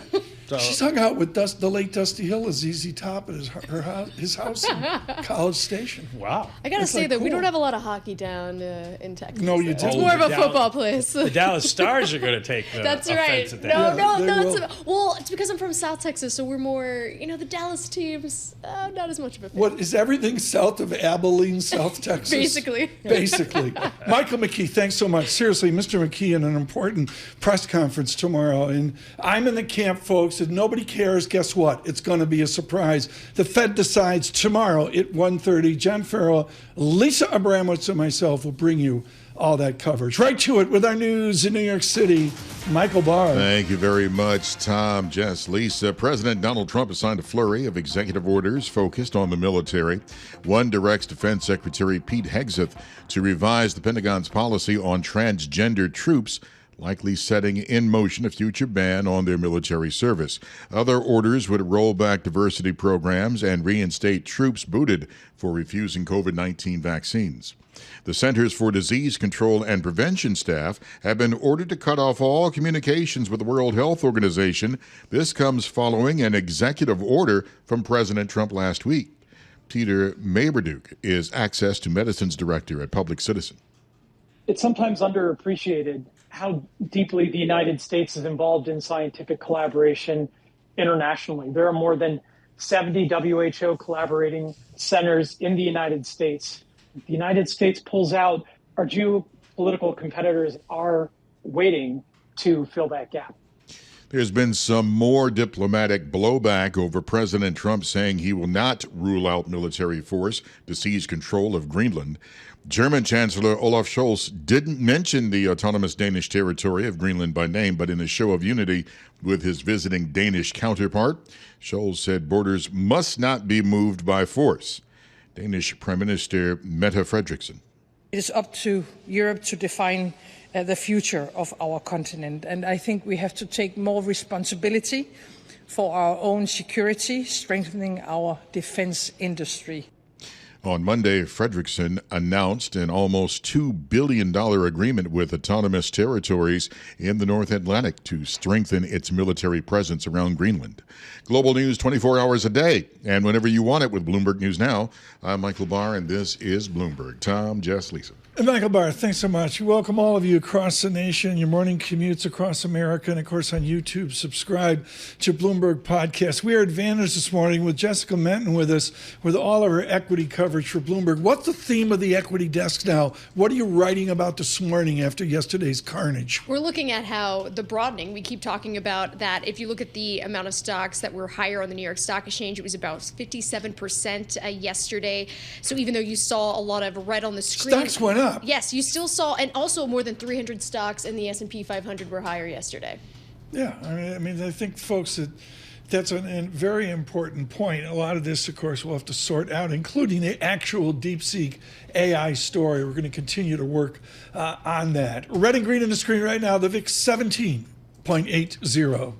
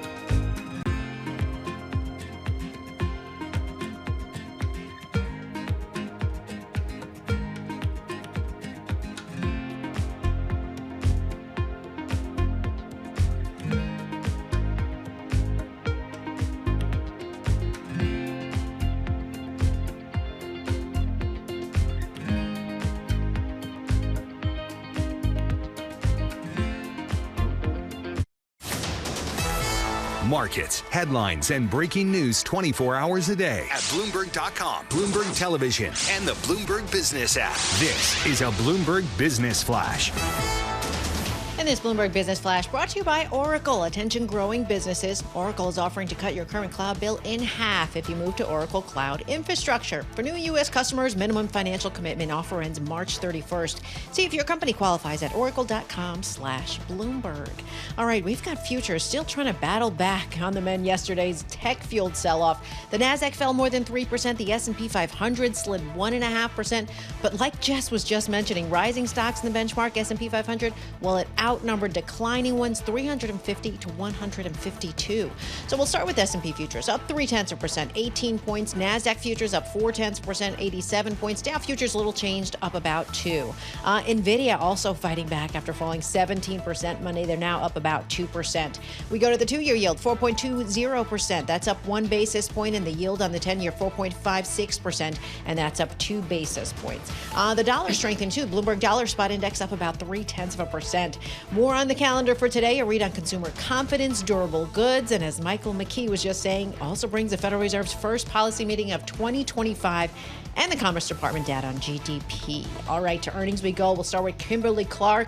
They make the Kleenex tissues a whole lot more. Well, they reported a quarterly sales decline. Adjusted earnings per share missed expectations. Its shares are down 1%. Then we go to travel. JetBlue. Well, they lost less money than Wall Street was expecting in the fourth quarter, but it looks like that just wasn't enough. Its shares are down about 8%. And finally, Royal Caribbean up 4%. Adjusted earnings per share topped estimates. It also said it's the busiest booking period. It's off to a record start. More people want to cruise. For on-demand news 24 hours a day, subscribe to Bloomberg News Now, wherever you get your podcasts. I'm Lisa Mateo. That is a Bloomberg Business Flash. Jess and Tom. Lisa, thanks so much. Jess Menton and Tom Keene. Paul Sweeney and Alex Steele with you at 10 a.m. this morning. There's in support of BAM Mutual. This is a joy, because with all this distraction of all this, I'm not taking enough time to take advantage of tax-free bonds. Nisha Patel is hugely popular when she's on. She's the parametric where they're piecing together muni bond portfolios. Let's just start with a basic idea. How did munis do? How did parametric do last year? So look, fixed income munis, broad Bloomberg index, I would say was up positive, roughly about 1%, 1.5%. So we eked out a positive year. But look, realistically, Tom, it's been a tough few years for fixed income. There's no doubt about it. But this is right where I wanted to go. Yep. It's been a tough few years. Yes. But am I right, tax-adjusted munis have outperformed other fixed income instruments? On an investment grade basis. But, if you're looking at, let's say, the high yield part of the curve, we've seen a tremendous outperformance in high yield particularly.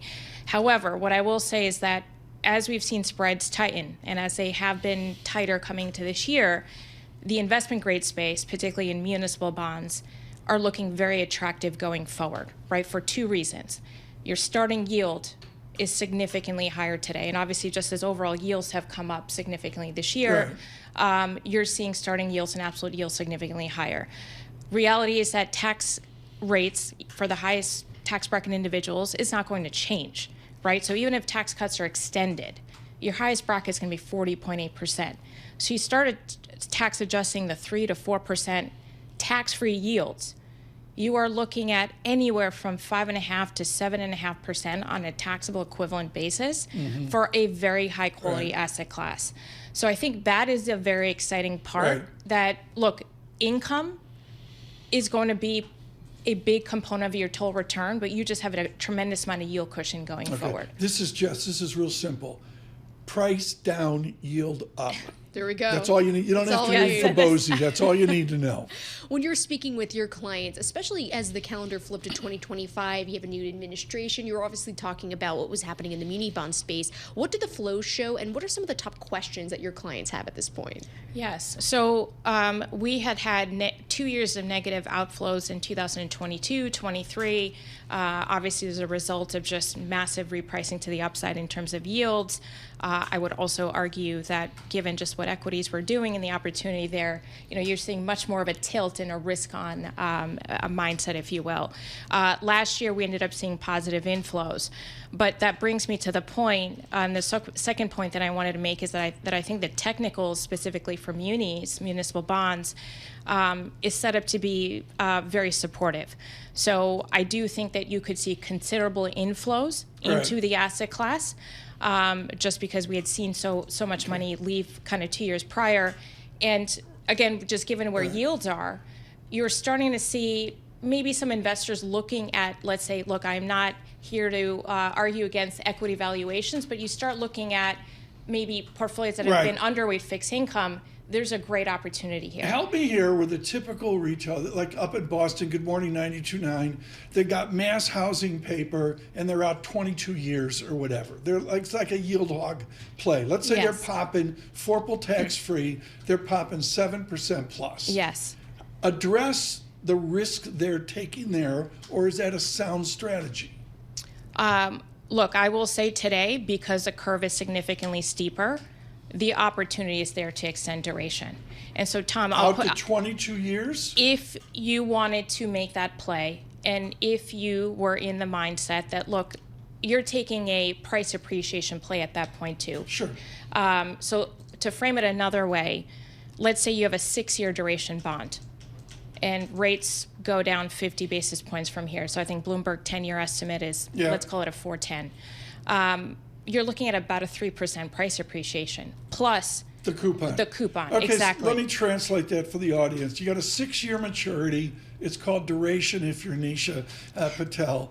And if you get price up, yield down, you get your coupon along the way. Plus, she's calculating a 3% return. So the math, ready, Jess? Control. 5 plus 3 equals 8. There we go. Good morning, Frank Fabosi in Connecticut. Jess? So there's a 60-40 model portfolio that we have in the terminal. I know Tom's going to ask me, but I have something specifically made in my G for the terminal here. But it's interesting because, let me see here. It looks like 5 of the past 6 quarters, it's outperformed here. Obviously, there was a quarter there. It looks like at the end of 2022, obviously that was back when people were still debating about peak inflation and quite underperformed. But when you're thinking about kind of the model and people debate about 60-40, how do you view that? And do you think that still holds, or does it need to be readjusted?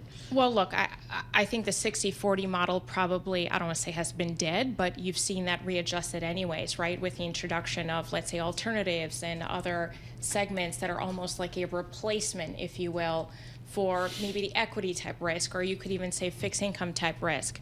But what I will say is that somewhere along the way, I do think that you've seen generally an underweight to just the traditional fixed income.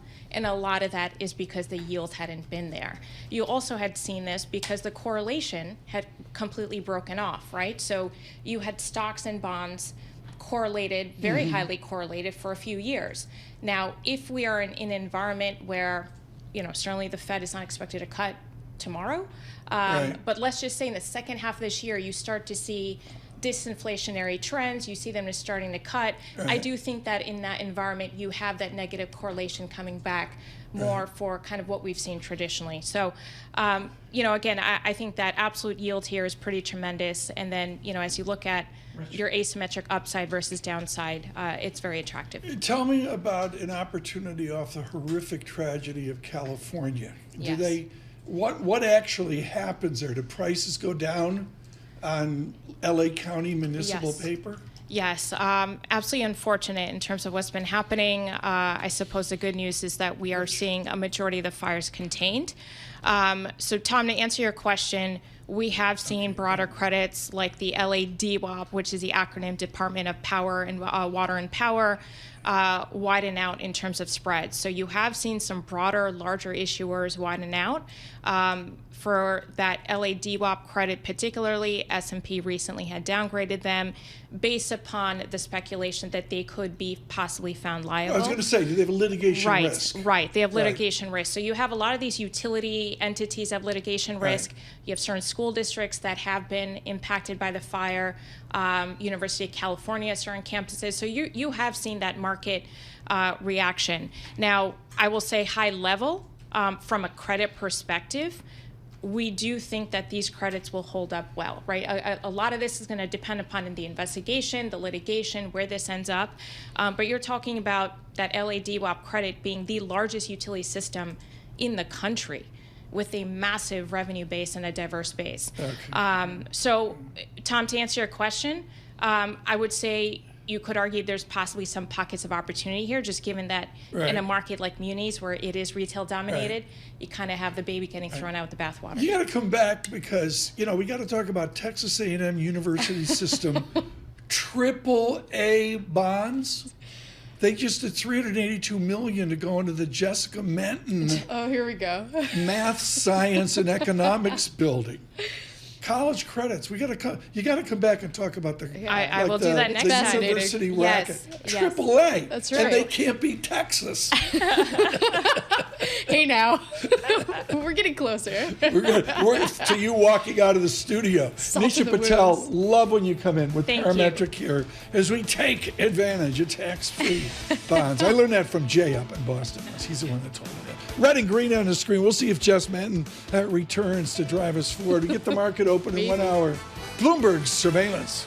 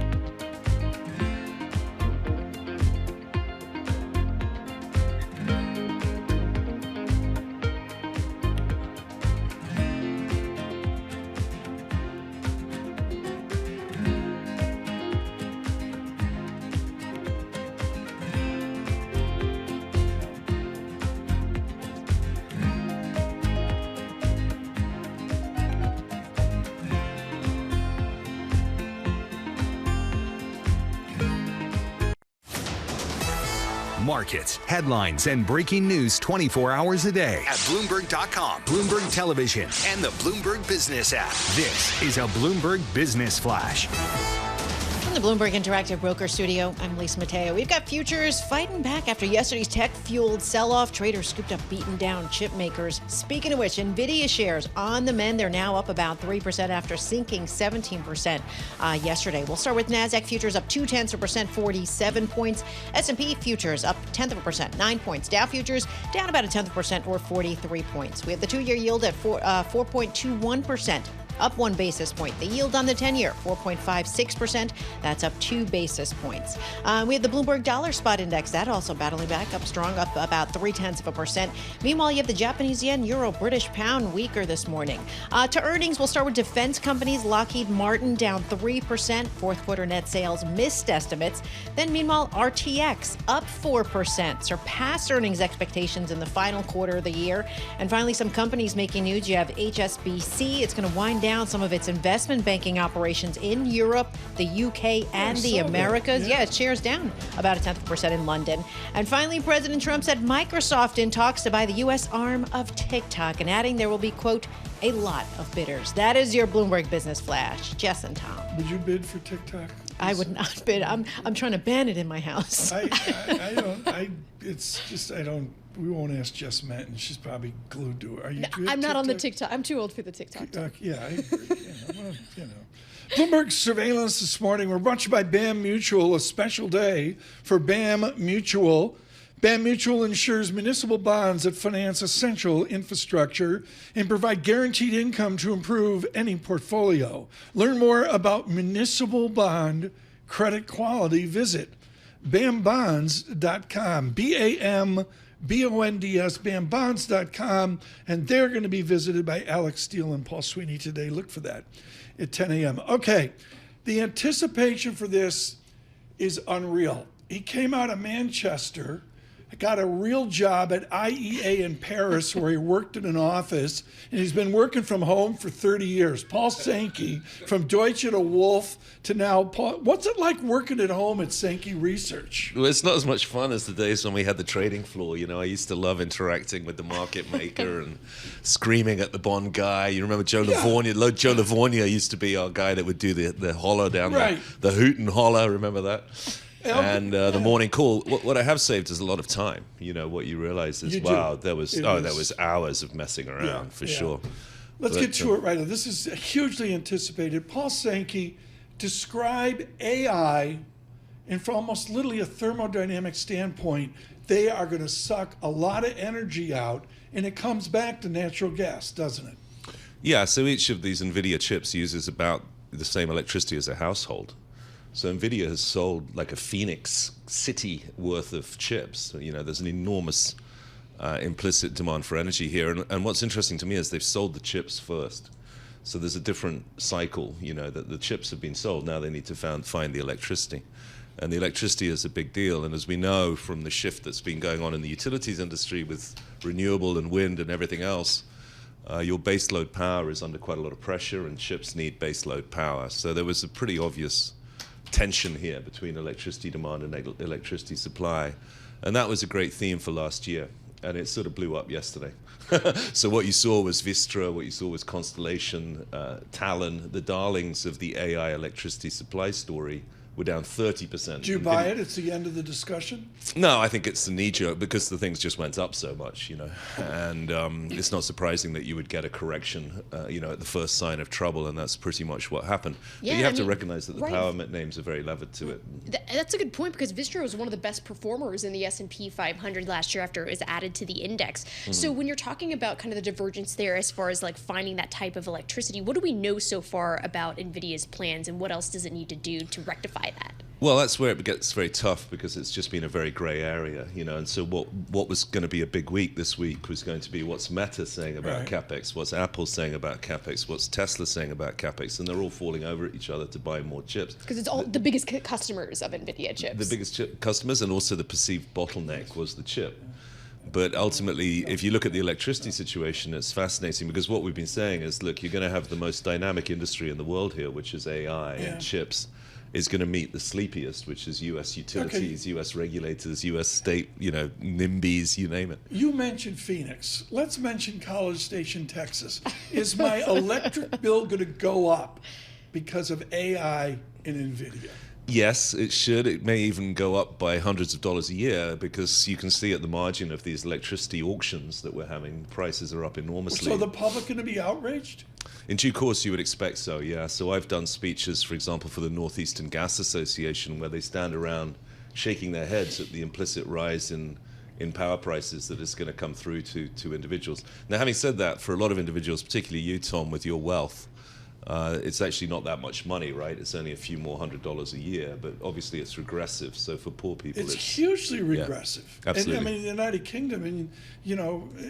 Kingdom, it's shocking what it does to people. Are we going to see that because of AI in America?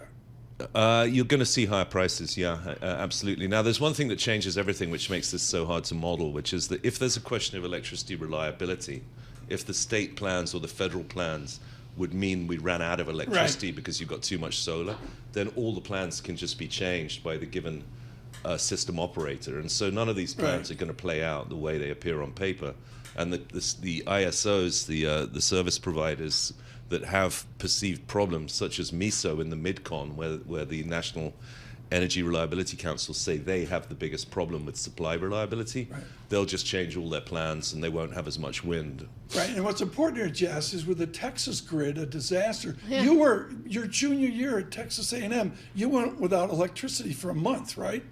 No, I think I graduated a lot earlier than you think I did. Okay. They were horses and carriages, we mate. We can take that, right? But we could go with that, though, if you want to, Tom. That was the last time Texas A&M beat Texas at football. But Paul, I mean, Texas's grid is unprepared for this, right? That's correct, though. Well, I mean, yes and no. It's unprepared insofar as demand growth has been so extraordinary. I mean, look at the Texas economy. Look at the population growth. Look at the Bitcoin industry. It's crazy. I mean, this is why we've argued that oil prices going down will be negative for the U.S. economy, because the single biggest driver of the U.S. economy has actually been Texas. It's the second biggest economy in the U.S. and it's the 8th biggest economy in the world in its own right. So so it's not surprising they run out of power. I mean, the repercussions that could come with this. Well, it is higher prices, and it's just going to be very interesting to watch it play out, because it's a bit like LNG. These are very big facilities. We can see them coming. You can't slip one under the door. You're either going to build a 2,000 megawatt nuclear power plant or you're not. But Facebook today, this week, is expected to announce a dedicated nuclear power plant just to build a model. Where? And you have somewhere in the U.S. Somewhere in the U.S. Yeah, exactly. And you have to, any time as oil analysts, where we say, look, whenever we see capex booms of this scale, they always end badly. There's too much competition. Exactly. There's an arms race. Yeah. They're not going to make the revenues they thought they would. 4 out of the 5 players here will probably be embarrassed and humiliated and a lot poorer. In the time we got left, what's the Paul Sankey barrel of Brent? I mean, the presidents in Davos, Farrell was in the front, not the front row, like 4 rows back. Right. As he's talking and he's blaming Saudi, telling him to bring the price down. Am I right? That's economically not the way it works? Economically, it's really basically not the way it works. I mean, if you recall, President Trump asked for not the $600 billion that MBS, the Crown Prince of Saudi, had offered, but a $600 billion investment over the next 4 years. Trump just said, okay, let's ask for $1 trillion. Come on, you've got lots of money. But at the same time, ask for lower prices, and the two things just don't fit together. And that's not the only thing that doesn't fit together with what Trump's saying. Even if you look at Scott Bessent, the basic idea that you lower the deficit, but you grow the economy, and then grow production of oil and gas by 3 million barrels of oil equivalent per day makes no sense. 30 seconds. Paul Sankey, EVs here to stay? EVs growing? Well, we'll see from the Tesla numbers. I mean, they've wobbled a bit on their models, but generally speaking, not really. No, we thought they wouldn't meet the forecast, the most optimistic forecast. You've got the tax credit going away, and broadly speaking, if people have 2 cars, we expect one of them to be electric. But in fact, for most people, we think the ICE vehicle will remain the vehicle of choice for convenience. Paul, thank you. We got to get you back here in for a longer session next time. Paul Sankey, honestly legendary on the street with Sankey Research, and he doesn't like to work from home. He'd rather work from Lower Manhattan, pay the congestion Wall tax. Street. And, I love it. there's like Art Cash and Memorial Bar Yes. Hop that you do down there after the session closes. Paul Sankey, they're just brilliant there on the utilities. Just can't say enough about the mystery. I love that. They're going to build a nuclear plant, Facebook. And like where? How about that press release? Right, yeah. We'll have to see how that goes. Red and green on the screen right now into the Fed day tomorrow. Don't forget, the Fed decides tomorrow, 1:30. John Farrell, Lisa Abramowitz, and myself on the Fed meeting. We're on YouTube. Subscribe to Bloomberg Podcasts.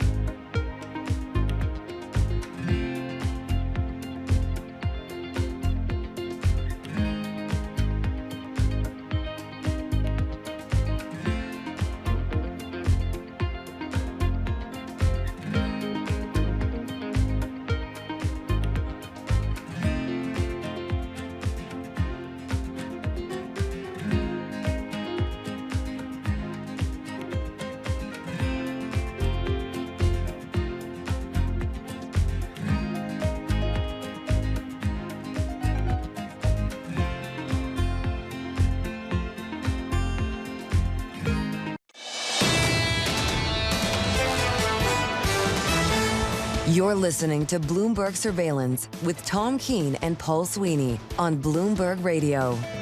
Good morning, everyone. Tom Keene, Jess Menton in for Paul Sweeney. Paul Sweeney, Alex Steele here at the 10 o'clock hour. Joining us now, picking up the debris from yesterday. Menton had an attitude and said, if we don't have Emily Grafeo on, I'm not doing this. Emily Grafeo with us on the whipsaw of the tech space yesterday. What did, seriously, what did pros like you learn about the patience or lack of patience of the ETF trading game yesterday? Well, we learned that no one was expecting the sell-off on Monday because people were piling into ultra bullish trades the week prior. Leveraged trades. But we also learned that people's patience is pretty short and they keep wanting to buy tech. Do spreads widen out, or when you call this, they don't even understand. Rich, Emily and Jess don't even understand this. You call your broker and go sell the triple leveraged. There's actually a person that you call? Come on, Tom. We don't do everything on our phones. They can't get the trade done. Yesterday, trades were executed. Yes. Well, yeah, there was actually a lot of ETF dip buying yesterday. QQQ, which this one isn't leveraged, but this is the biggest tech ETF from Invesco. It had its biggest inflow since 2021. Really, the cubes continue. Who would have thought? Okay, SPY, $6 billion, not any record, but pretty hefty. And then on the leverage side, I'll give you maybe something you don't know, Tom. NVDL, this is from Granite Shares. This is an ETF that goes 2x NVIDIA, had $1 billion inflow. And then SOXL, SOXL, which goes 3x an index of semiconductor stocks, had over $1 billion inflow just on Monday. So whenever you're speaking with your sources, what are they saying about what they're buying, what they're selling after yesterday? Well, they're still bullish. I mean, they're bidding up these ETFs. I mean, these ETFs, it's hard to tell because a lot of these trades are big institutional buyers who, I mean, if they want to call me up and talk about their buying, please hit me up. This is important. The institutions are in this game. Right. It's not just people sitting on a couch like Lisa's kids. No, it's not, because these are the sizes of these flows are indicative of bigger investors than just people on Robinhood. Within our research, seriously, we're making jokes about it, folks, but this is the future. What's the average trading a given hedge fund? I mean, this isn't Pioneer or Putnam or Federated out in the West or Pittsburgh. These are like hedge fund people, animals. Okay, what's their average holding time? Their average holding time? Hours, days, weeks? I would imagine it's honestly probably hours. But the retail, we have written stories about retail investors who hold it for longer. But you shouldn't. So what do you think it tells us? Because a lot of contrarian indicators can be there if you're looking at flows one way or another, if you're looking at retail versus institutions and hedge funds. So what do you think this tells us right now? Because Vandertrack actually was saying that retail investors jumped in and were trying to buy NVIDIA yesterday on that drop. So usually that can be contrarian because it's different than what you would see the hedge funds doing. Right. I mean, look, if you look at what we saw go into the mainstream ETFs, the Qs, SPYs, and the leveraged, it looks like an all-around kind of dip buying day, at least yesterday was. We'll have to see if that continues. I mean, SMH, which is just semiconductor ETF, that still saw outflows. So it was a little bit of a mixed bag. And then we also saw profit taking on a Dow ETF. Investors took out about $1 billion from an ETF that tracks the Dow yesterday. Looking at this long term, like longer than a week, is money flowing into equity ETFs over the last, say, Q4 of last year? Money is still flowing in. People still believe in the market. Yes, people still believe in the market. And that's why I think a lot of people were caught off guard yesterday because they had been bidding up a lot of these leveraged ETFs much. You know, between her and Greifeld's side, I've been crushed twice today. It's that's great. You know, maybe you don't know this, Tom. The cubes. Thank you. It's nice. I'm telling the listener. Do you know I got my job at Bloomberg off a 5-trend Wells Wilder stochastic chart of the cubes? Literally, that's why Matt Winkler hired me. Emily Greifeld, Katie Greifeld, thank you so much, I think. Okay, Route 66 goes through Texas. It's like 8% of the route. Jess Benton had a tantrum and said, play something north of Abilene. Good morning. Amarillo, Gallup, New Mexico, Flagstaff, Arizona, don't forget Winona, Kings, Barstow, San Bernardino. Once you get hip to this mindly tune, when you make that California trip, get your kicks on Route 66.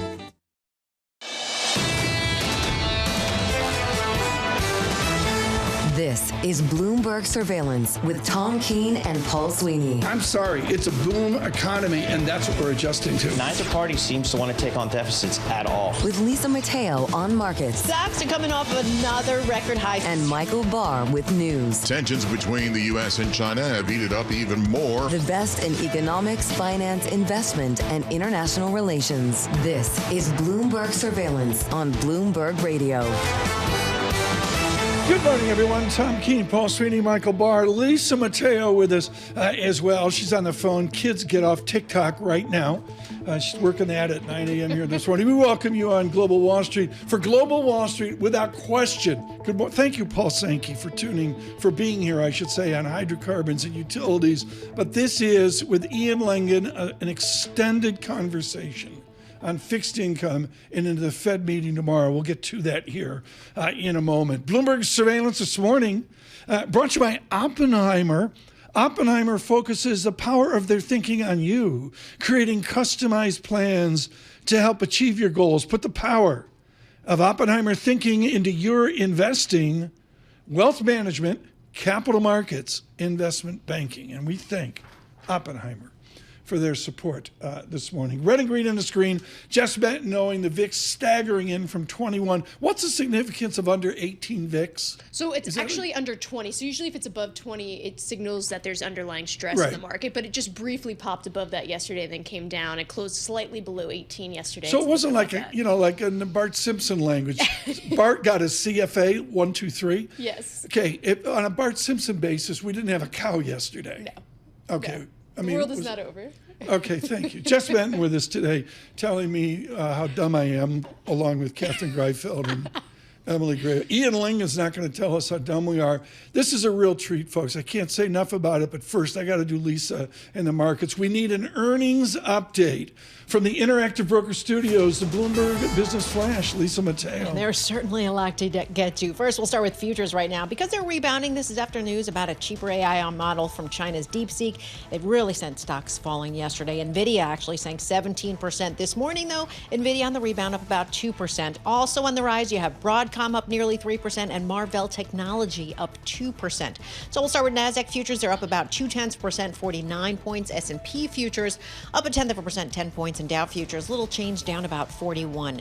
The 2-year yield at 4.21%, up 1 basis point. The yield on the 10-year, 4.56%, up 2 basis points. To currency, the dollar strengthened. This is against all its peers. This is as President Trump's promised much bigger tariffs. You have the Bloomberg Dollar Spot Index up 0.3%. You have the Japanese yen down 0.6%. Same for the euro. British pound down about 0.5%. More earnings, like you said. General Motors swung to a loss in the fourth quarter. Huge charges related to China, but it's still top profit revenue expectations. But its share is still down 3%.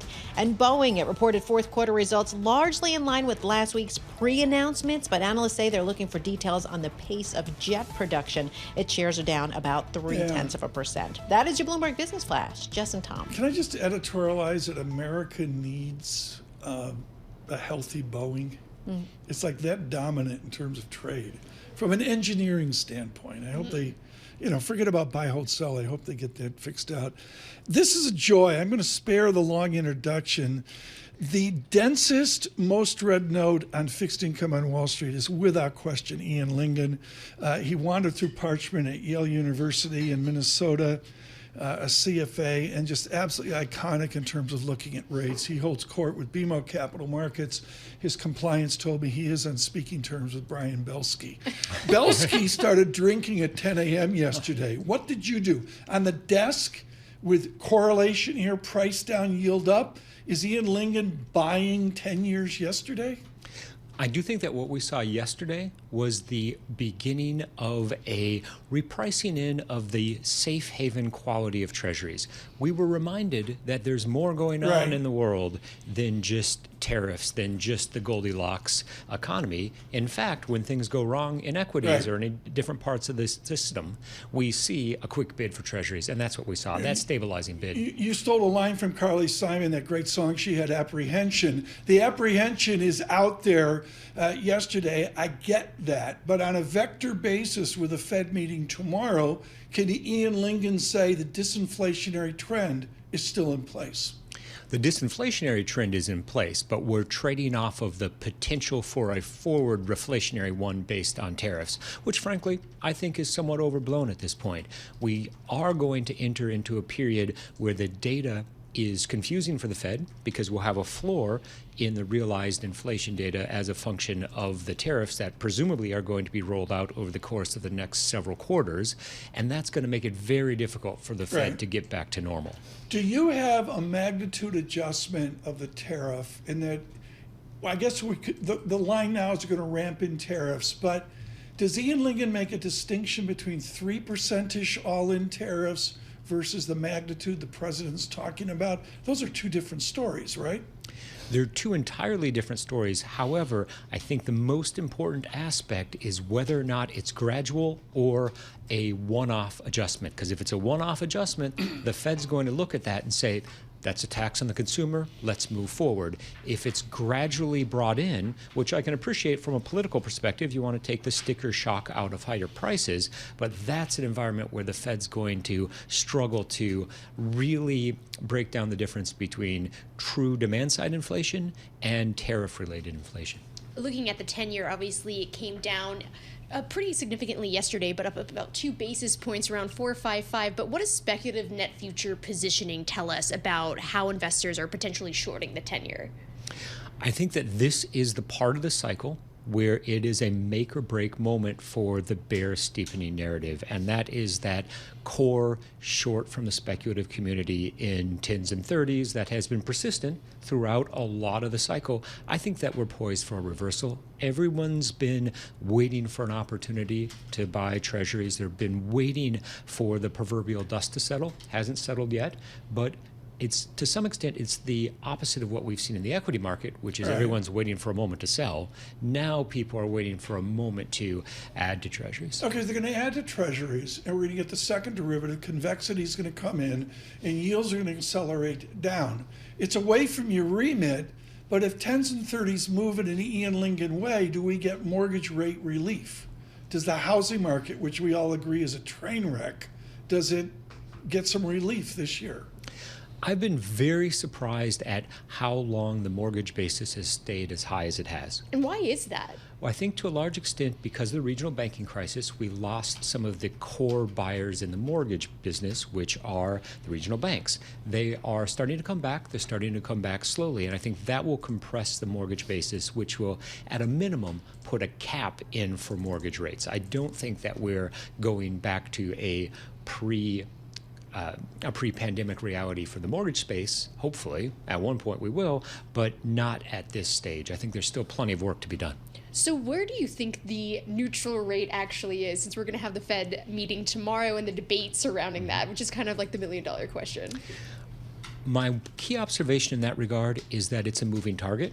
It was certainly higher during the last several year and a half than I think the market was expecting it, and the Fed. I'll also note that the Fed has moved up their longer run dot over the course of the last year. So they've indirectly acknowledged that it's 50 basis points higher at least, so that gets us to 3%. I would say it's probably 3.25, 3.5. You're the only one I know, Ian Lyngen, who could say the longer run dot and keep a straight face. Ian Lyngen with us, with BMO Capital Markets, an extended conversation, a treat for global Wall Street. Really can't say enough about it. Red and green on the screen. The VIX comes in under 80. Just met and Coolcom collected today. It's 17.80. Yields move higher. I look at the 10-year real yield. I only do that to impress Ian Lyngen. 2.15%. Gone 220 to 210. We're back halfway on the real yield. I guess it's fear of missing out. We'll leave it at that. Jess, save me here with Ian Lyngen. Well, because of the backdrop, and you were mentioning about the new administration coming in Washington under President Donald Trump, how is the market and the economy different now when he first was taken in 2017 versus what we're seeing at this point? And what does the bond market tell us about the direction of inflation in the economy? Well, it is a decidedly different world than it was in the beginning of 2017 when he first took the presidency or took over. But what we did see is what we are seeing is a inflationary trend that's higher on average, but moderating versus where it was a couple years ago. We have a decidedly lower unemployment rate and the perception that we're in a Goldilocks economy that's going to continue in perpetuity. Now, that's a different departure point. Right. One observation I will make, though, is that a lot of the Trump-related trade war initiatives that he put in place during his first presidency were not wholesale unwound. A lot of the tariffs persisted. A lot of that protectionism was already, or is still in place, and so we're starting that process from a higher plateau, which does have more potentially negative ramifications for the global economy. I look at Ian Lyngen at all this, and the heart of the matter is we had a great disinflation, very low yields, negative rates. We all know the drill. Is now normal within the historic span that you are expert at?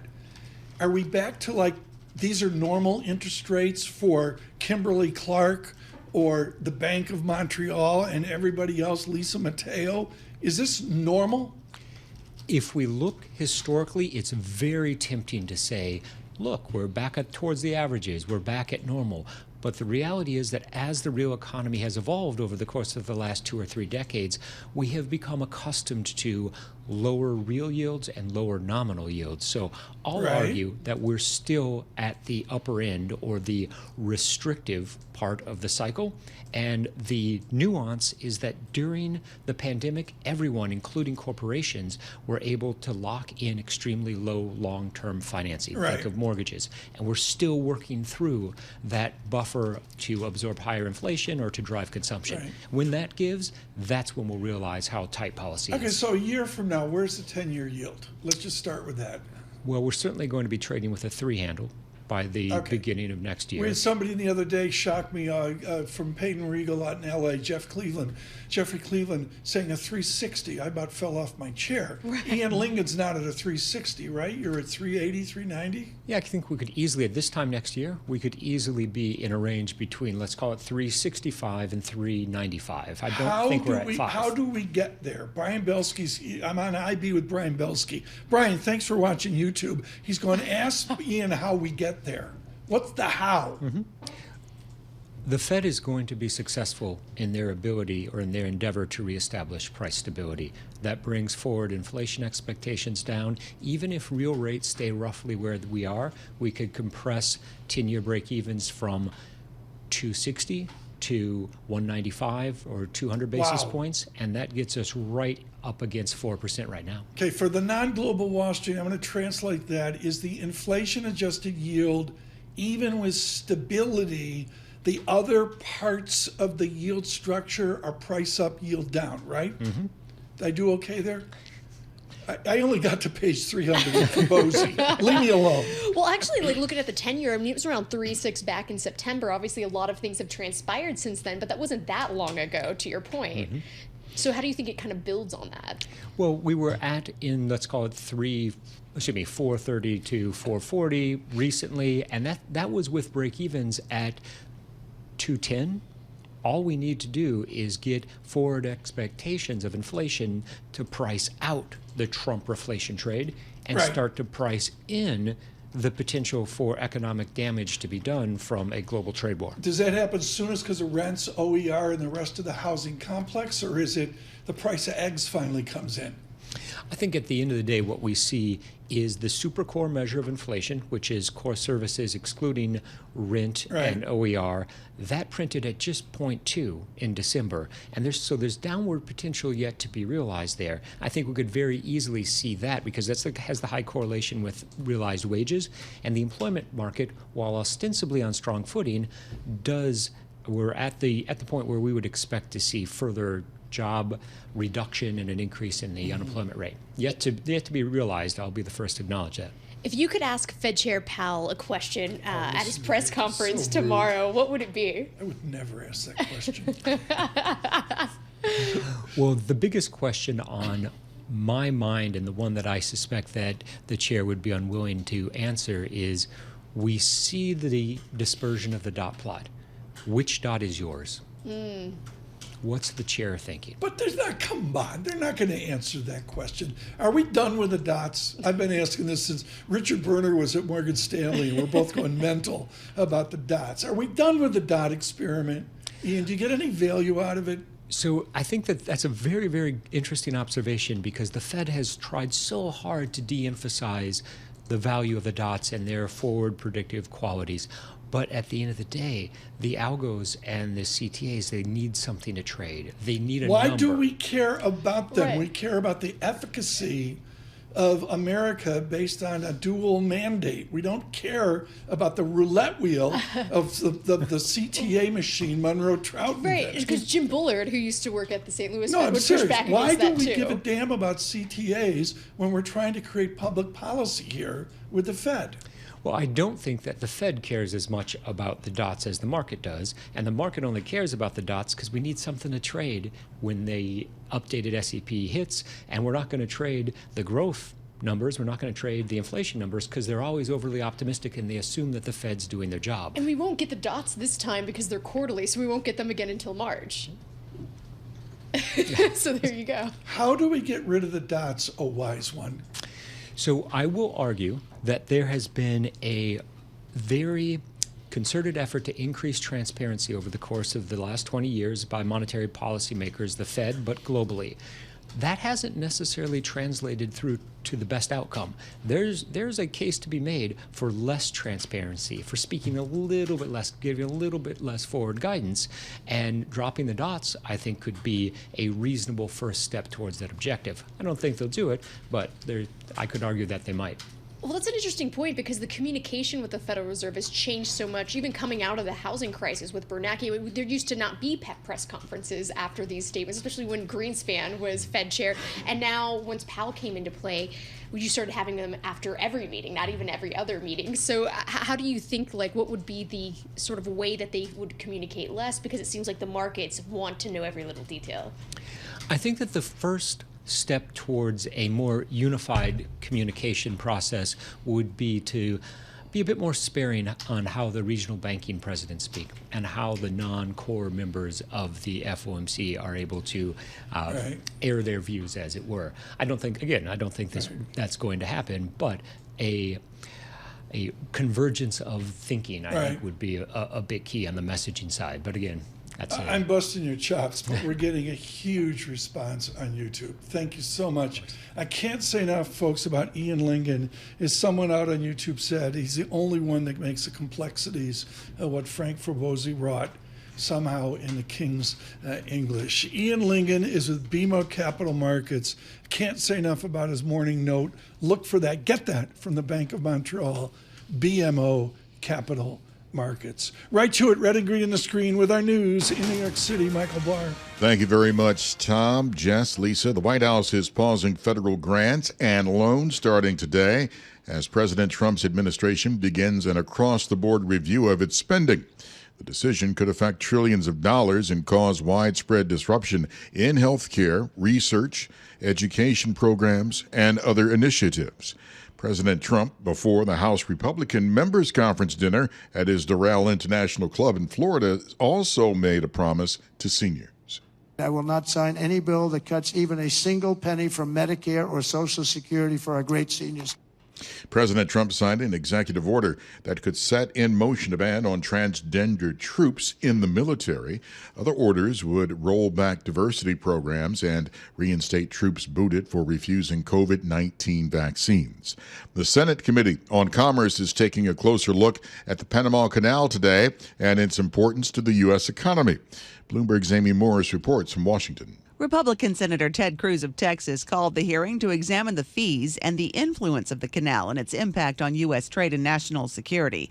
President Trump said during his inauguration speech that the Chinese military is operating the Panama Canal. And we didn't give it to China, we gave it to Panama, and we're taking it back. The U.S. is the biggest user of the canal, China a distant second. Guests at the hearing include the chair of the Federal Maritime Commission and the president of the World Shipping Council. In Washington, Amy Morris, Bloomberg Radio. In Los Angeles, there are still people seeing the devastation from deadly wildfires for the first time. All Palisades residents were officially allowed to come back. Many residents are returning to burned out homes and lost possessions. This man's home was burned to the ground. The thing I'm really having a hard time, I just saw a neighbor looking for her cat, What I'm struggling with is we really had a special street here on Bollinger. At least 29 people died because of the fires.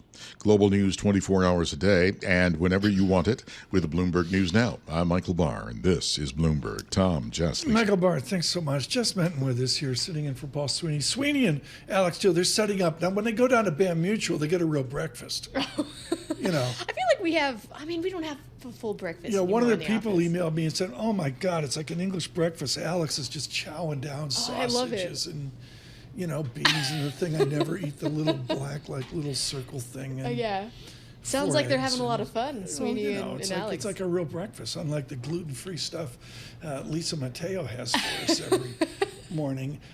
Tell me about your special templates. What does your template say about this equity market this morning? Well, is there a fear of missing out this morning? JP Morgan just put out their retail data, and you saw a record amount of buying there as well. So you saw investors still buying the dip, and this JP Morgan just put out their retail radar. She's got a conduit to James Diamond. It's amazing how Jess Minton does that. Red and green on the screen. We're on YouTube. Subscribe to Bloomberg Podcasts.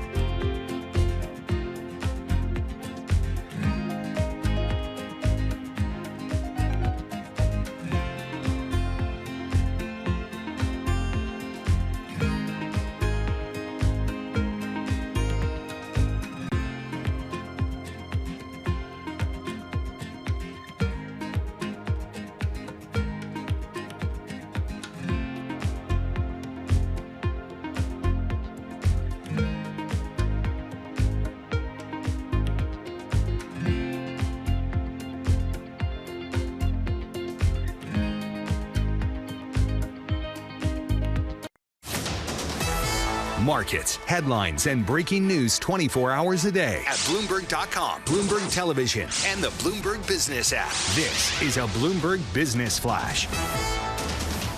And And this Bloomberg Futures Report is brought to you by IBKR. Will the U.S. CPI exceed 2.8% in January 2025? Trade your prediction with IBKR Forecast Trader. The yes was recently at 35%. Buy yes or no and earn $1 if you're right. Go to ibkr.com/forecast. All right, we've got futures just trying to battle back after yesterday's tech-fueled sell-off tied to Chinese AI developer DeepSeek. Right now, NASDAQ futures up about 0.1%, 25 points. S&P futures up 0.1%, 7 points. Dow futures, though, little change, down about 4. NVIDIA fighting back, too. Right now, it's up about 2% after falling 17% yesterday. We'll get to the 2-year yield, 4.21%, up 2 basis points. The yield on the 10-year, 4.56%, up 3 basis points. More economic data out. You had durable goods orders for December. Came in lower than expected, down 2.2%. In about a half hour from now, we'll get a read on consumer confidence. And a quick check of companies making news. Chevron launching a new partnership to develop gas plants next to data centers. That's allowing it to kind of tap into that demand for electricity from AI. And then Starbucks reorganizing its top ranks. Sarah Trilling, she's the president of North America. Arthur Valdez, he's a chief supply customer solutions officer. They will be leaving the company. Starbucks reports after the bell.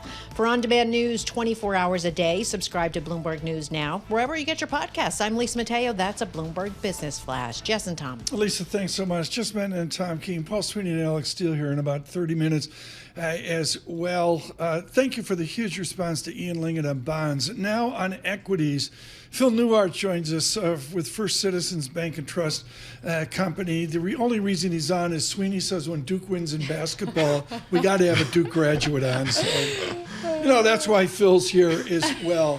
I love your long-term perspective. How do you tell a conservative First Citizens Bank and Trust Company client to calm down after what we witnessed yesterday? Yeah. Our clients tend to be pretty calm. Long-term investors, they're handling yesterday fairly well from what I've seen. We are emphasizing, we've been doing this for some time, balance in portfolios, right? It's not just an equity game anymore. We have fixed income. You have a Bloomberg aggregate bond index. And your people are willing to get a mid-teens return off that instead of popping 20% plus off MAG 3? Sometimes it takes some convincing, but you're getting 4.9% yield on the ag. That has to matter compared to where we were a few years ago. The ag that's like when you're in equities. Right. Yeah, that's right. That's all we know in equities. Would never say that. Yeah.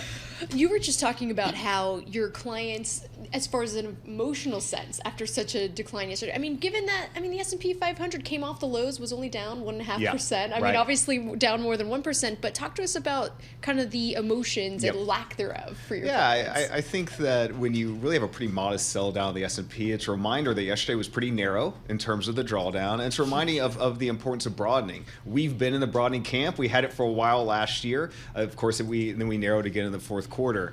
A quarter of S&P or Russell 3000 stocks have gross margin over 60%.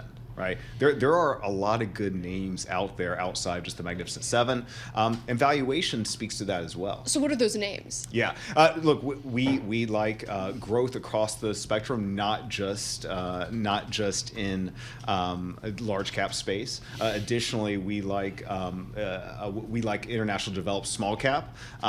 We are underweight emerging market for a lot of reasons, but we do still think there's value out there just outside of the largest 10 names. Yeah, emerging markets includes Chapel Hill. Yeah. That's right. Let me get this in before the market opening as well. I love your research note because you speak of an optimism of America. Do you see a sustained nominal GDP, which can use to pop revenue, which makes margins work for corporations? We do. GDP keeps being revised up. We get fourth quarter GDP later this week. GDP now from the Atlanta Fed's at 3.0%. You keep seeing numbers rise. Personal consumption's hanging in because the labor market's hanging in. 70% of GDP is personal consumption. So we do see, we're constructive. We're constructive on the U.S. economy. Just so you know, when you're down south like that, the only Fed you look at is the Atlanta Fed. He hasn't looked at San Francisco research in 30 years. Get one more in here. We were talking about what you were buying. What are you selling? What do you not want to add exposure to? Yeah. Our main underweight is emerging markets. From valuation perspective and structural, obviously a lot of talk around tariffs, et cetera. So our main underweight from an equity perspective is emerging markets. Why? Structural and valuation. But it's got to be the dollar. The number one correlation of EM you got to have a weak dollar to make it work. That's Am I right. wrong? And why would you see a weaker dollar right now? Dollar strength persists. I mean, we have other central banks in developed world, other than the Bank of Japan, are going to be cutting. Right? You have the Fed, you have rates still high here. Right. To us, there's real support underneath the dollar. Let's do this. Let's come back. We've got to get the market open here. It's a Lisa Mateo moment as well. Green on the screen and a lift to the market into the opening. Futures up 10. I'm going to call it fractional, but we'll take it. After yesterday, the VIX under 18 decisively, 17.73 as well. Correlation with yields recovering, going the other way. The 10-year real yield higher as well. And now to consider Wall Street, Lisa Mateo. Yeah, will that lift continue? Because yesterday was quite a doozy, fueled by that tech-fueled sell-off. So we'll start with the S&P 500, because that's right, open right now. 0.2%. That's up 0.2%, 15.6027. The Dow, little change, up about 20 points, 44,734. And the Nasdaq just kicking in, up 0.4%, 80 points, 19,418. We get to the 2-year yield, 4.21%, up 1 basis point. The yield on the 10-year, 4.56%, and that's up 3 basis points. We have Brent crude $77 a barrel, up nearly 1%. WTI crude $73 a barrel. We have spot gold up about 0.5%, $2,754 an ounce. And the Bloomberg Dollar Spot Index right now up about 0.3%. At the open, have to check in with NVIDIA up 2.5%, Broadcom up 2%, and we have Marvell Technologies up 3%. That is your Bloomberg opening bell report. Jess and Tom. You know, folks, I gotta, make this clear. When the market opens, Jess Menton's Bloomberg screen looks like she's landed the lunar module on the moon. What do you look at the opening, oh wise one? So I actually look at MOV. So what you can do is you can see So if you do SPX and then do MOV, it'll take you to kind of what Lisa was just talking about, the winners, the losers right now, what's the top, and you can look at percent performance as well as points. So from a point basis, NVIDIA best point performer right now, and then you can change that to percent as well. So Royal Caribbean looks like it's one of the better percent gainers, but then you brought up GM earlier. That's the biggest percent decliner right now, down 9%. GM's down 9%. Yes. You and I were talking about autos exactly hours ago. Can we have you ask a question of Phil Newhart, or I mean, can you tear yourself away from the screen? I can. Chris Nagy's probably, she's got to stay on the screen. Right, no, exactly. No, Chris keeps me like that, and then Jeremy Herron and Eric Weiner too. But something else I'm curious about is, because we were talking about EM, we were talking about the dollar. What about when you're thinking about yields? There was so much concern about the move in yields. Right. Now we're getting closer to about 4 or 5, but still, where do you need to see the level for equities to not be quite as under pressure in certain segments? Yeah, I think we see pressure when the 10-year approaches 5%. We saw that in 2023, and we've seen that this year. Really 4.5%. But by the way, 4.5% to 5% is not high by any historical standard. So I'm not sure it alone brings down equities. But 4.5%, I think the equities can absorb, and we saw that last week. Yesterday had nothing to do with rates. In fact, rates were down. That really had to do with DeepSeek. So I think 4.5% is okay. It's getting closer to 5% that is a risk, and that feeds back to inflation. We're doing this show today for Chris Hickman. Thank you so much for mentioning Al Goldman. Al Goldman dying at 90 years old. He was definitive at A.G. Edwards. He told me, never forget the behavioral construct. If you were talking to First Citizens clients now, what's the behavioral emotion they need to have to get through the next 3 years? Yeah, what we're saying is look, our S&P 500 price target is 6,400. That's up, it's constructive, it's below top-down consensus, but we are emphasizing that we think it's going to be a choppy year, right? Look at policy uncertainty, fiscal, trade, monetary. Look at rate volatility. We have a new administration. There is a lot coming down the pike, and we're priced to perfection, at least when you look at the market as overall. We want clients to expect volatility more than we saw last year. Peak to trough max drawdown last year was 8.5%. Right. I think that we didn't have a correction last year. We did not have a correction last year. An Al Goldman correction. If we get through, didn't have it. Yeah. So we need to get used to the fact that equities are a volatile asset class, and we're going to see volatility. Again, that is why balance in portfolios matters. We don't want clients thinking that markets move up in a straight line. Crash in 1987. Al Goldberg.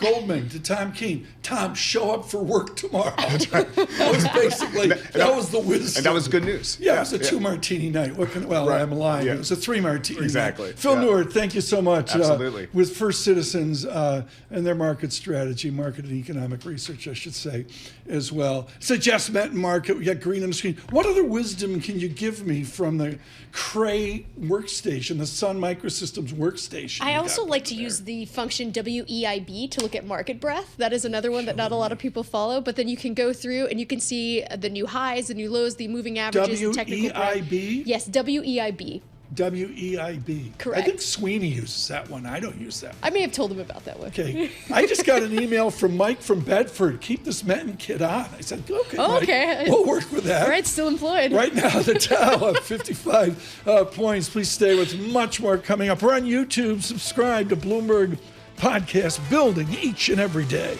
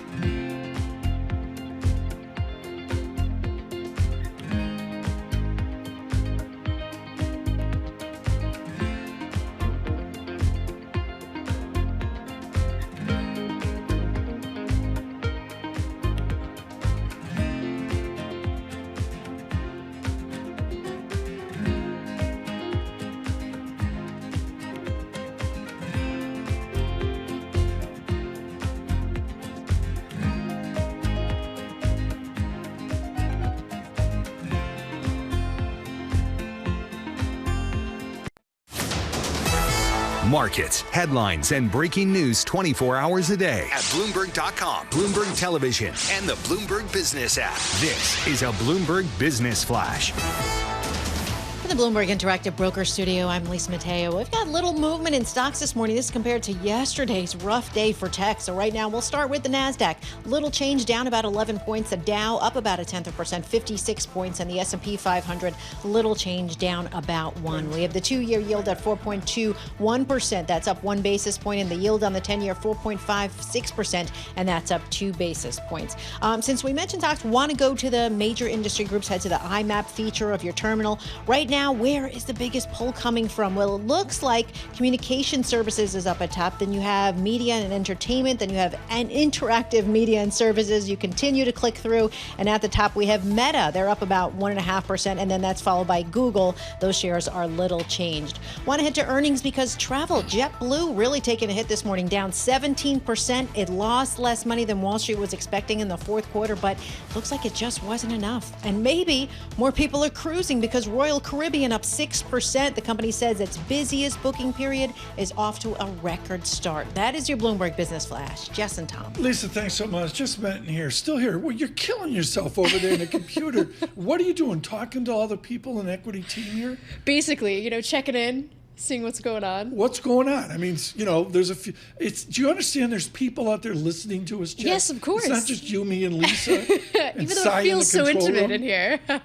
What is going on off the equity desk? So actually, I was taking a look at what you were talking about with Starbucks, S-Bucks here. So actually, change in management. It is. There is a change in management, and if you look at this, replacing 2 executives as the CEO attempts a rebound. So Brian Niccol, he used to be the CEO over at Chipotle. He left back in August. He came over. They're supposed to have this big overhaul with going on with Starbucks. And I want to point out, he was awarded $96 million in his first few months on the job. So that was about a record here. Barry Ritholtz and I had lunch the other day, and we both agreed the way to get Starbucks to go is to bring margaritas over from Chipotle. I like this idea. Starbucks. I think that might be doing it because they're trying to get rid of some oil-infused type things that I didn't even realize that was on the menu before. Oil-infused. Yeah, Lisa drinks those. Joining us now, and I'm going to, there's like what's going on right now and all that. Forget about it.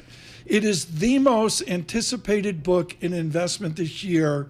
I love it. It's a massive what we call type 2 negative construct, how not to invest, with the author Barry Ritholtz. And Mr. Ritholtz joins us this morning. Of course, Ritholtz, Wealth Management and Masters in Business and At the Money podcast as well. Barry, the ideas number, behaviors that destroy wealth. What's the number one behavior after yesterday's train wreck that destroys wealth?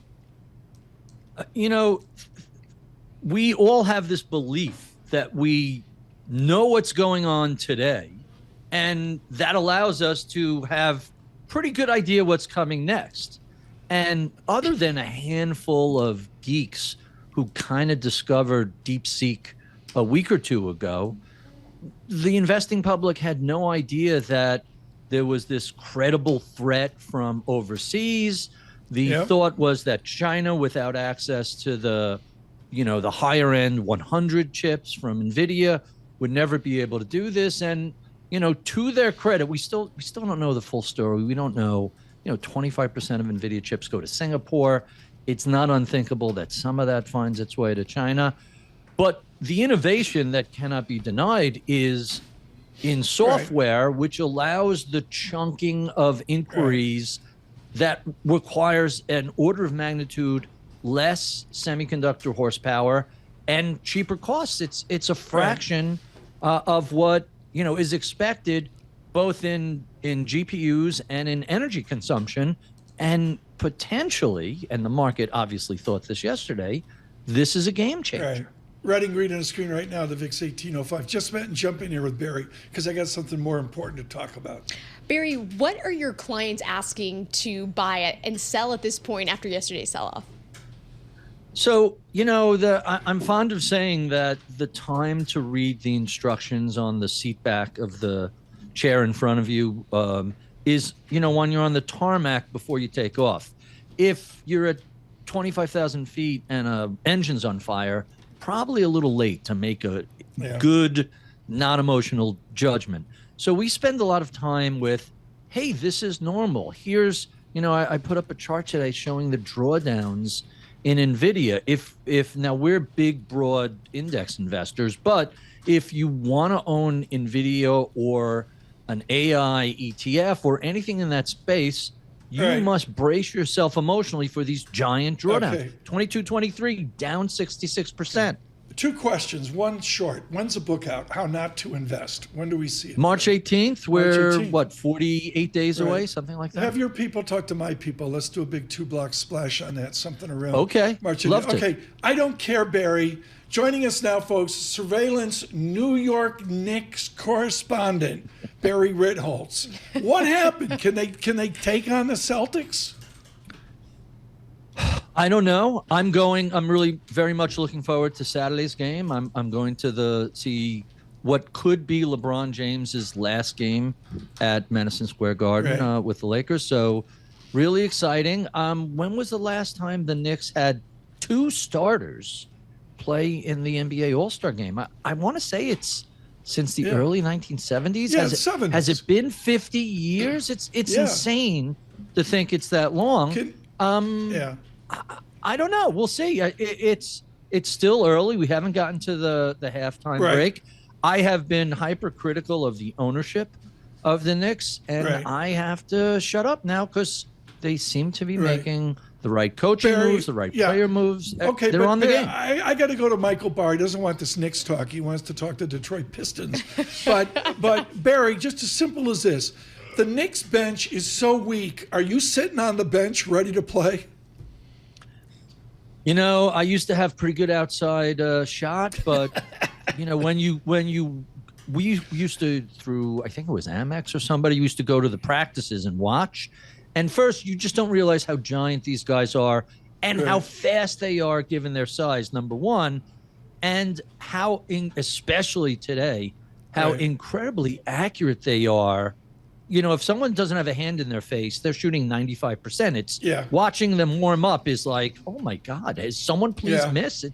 It's crazy. And so, the game is played at a level now. Whenever people say, the Knicks, the Frazier era, I don't know if people in the 70s, which maybe there was a little more physical era, but I don't know if they have the modern skill set.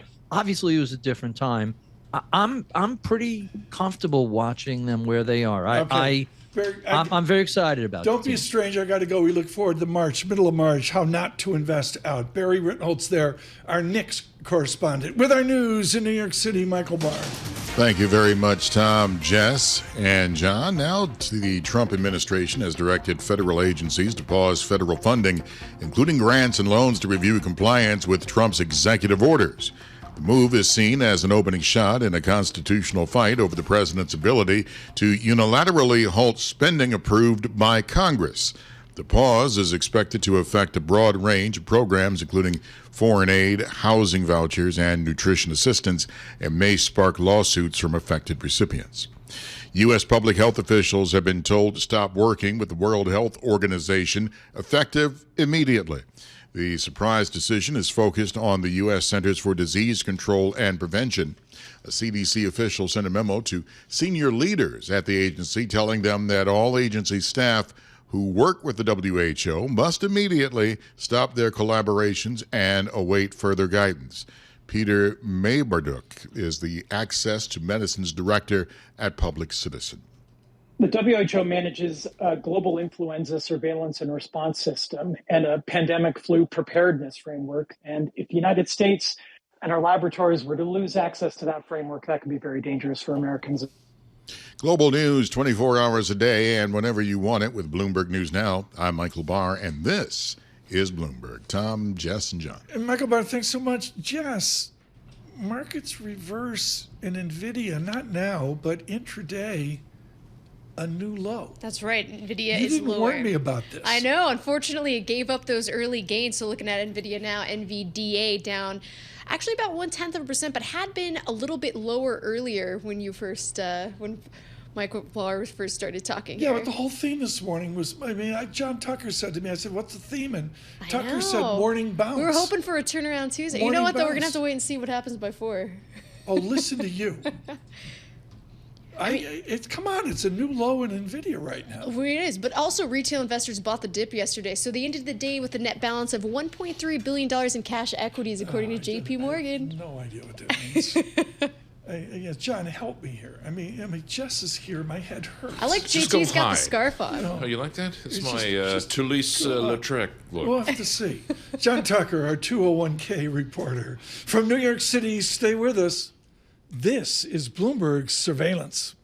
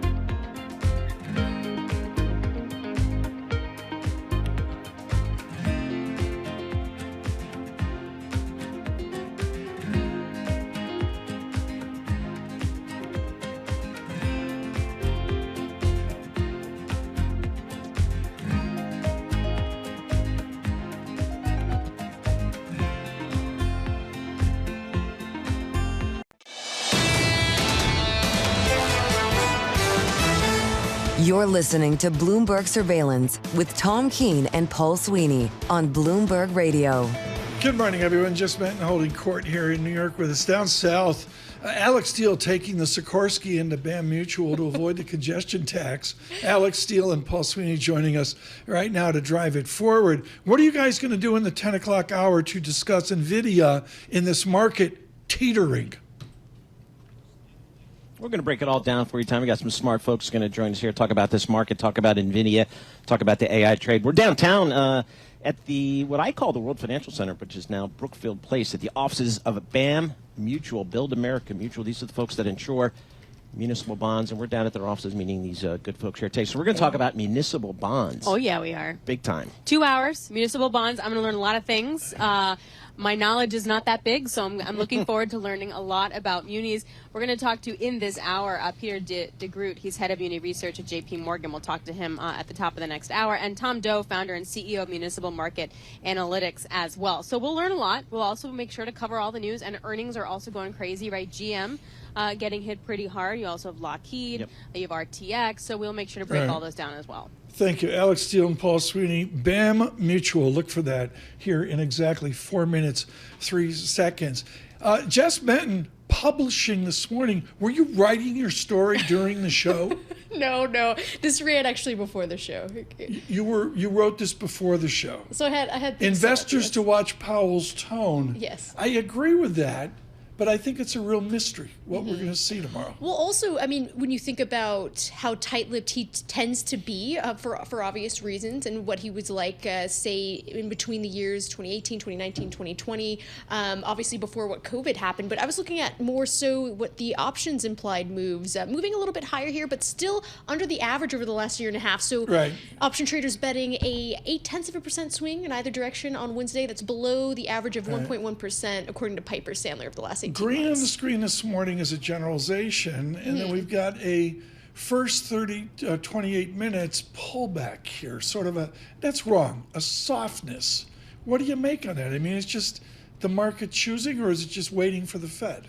Well, also, if you look over what the dollar's doing as well as yield, so the dollar index, if you don't look at the Bloomberg spot index, that's moving higher, as well as you're looking at the 10-year Treasury up just a few basis points, trading at 4.55. So usually when you see some dollar strength as well as yields moving higher, sometimes you can see a little bit of pressure here in the equity market. But when you have NVIDIA, which is when you're thinking about the weighting it has in the S&P 500, that turned lower, and now that actually had been higher in pre-market trading. So when you have that moving lower, and then also we had talked about breadth being better yesterday. Actually, if you use that WEIB function I was talking about earlier, Paul, you can see... The only one I know, Alex Steele and I don't use the WEIB.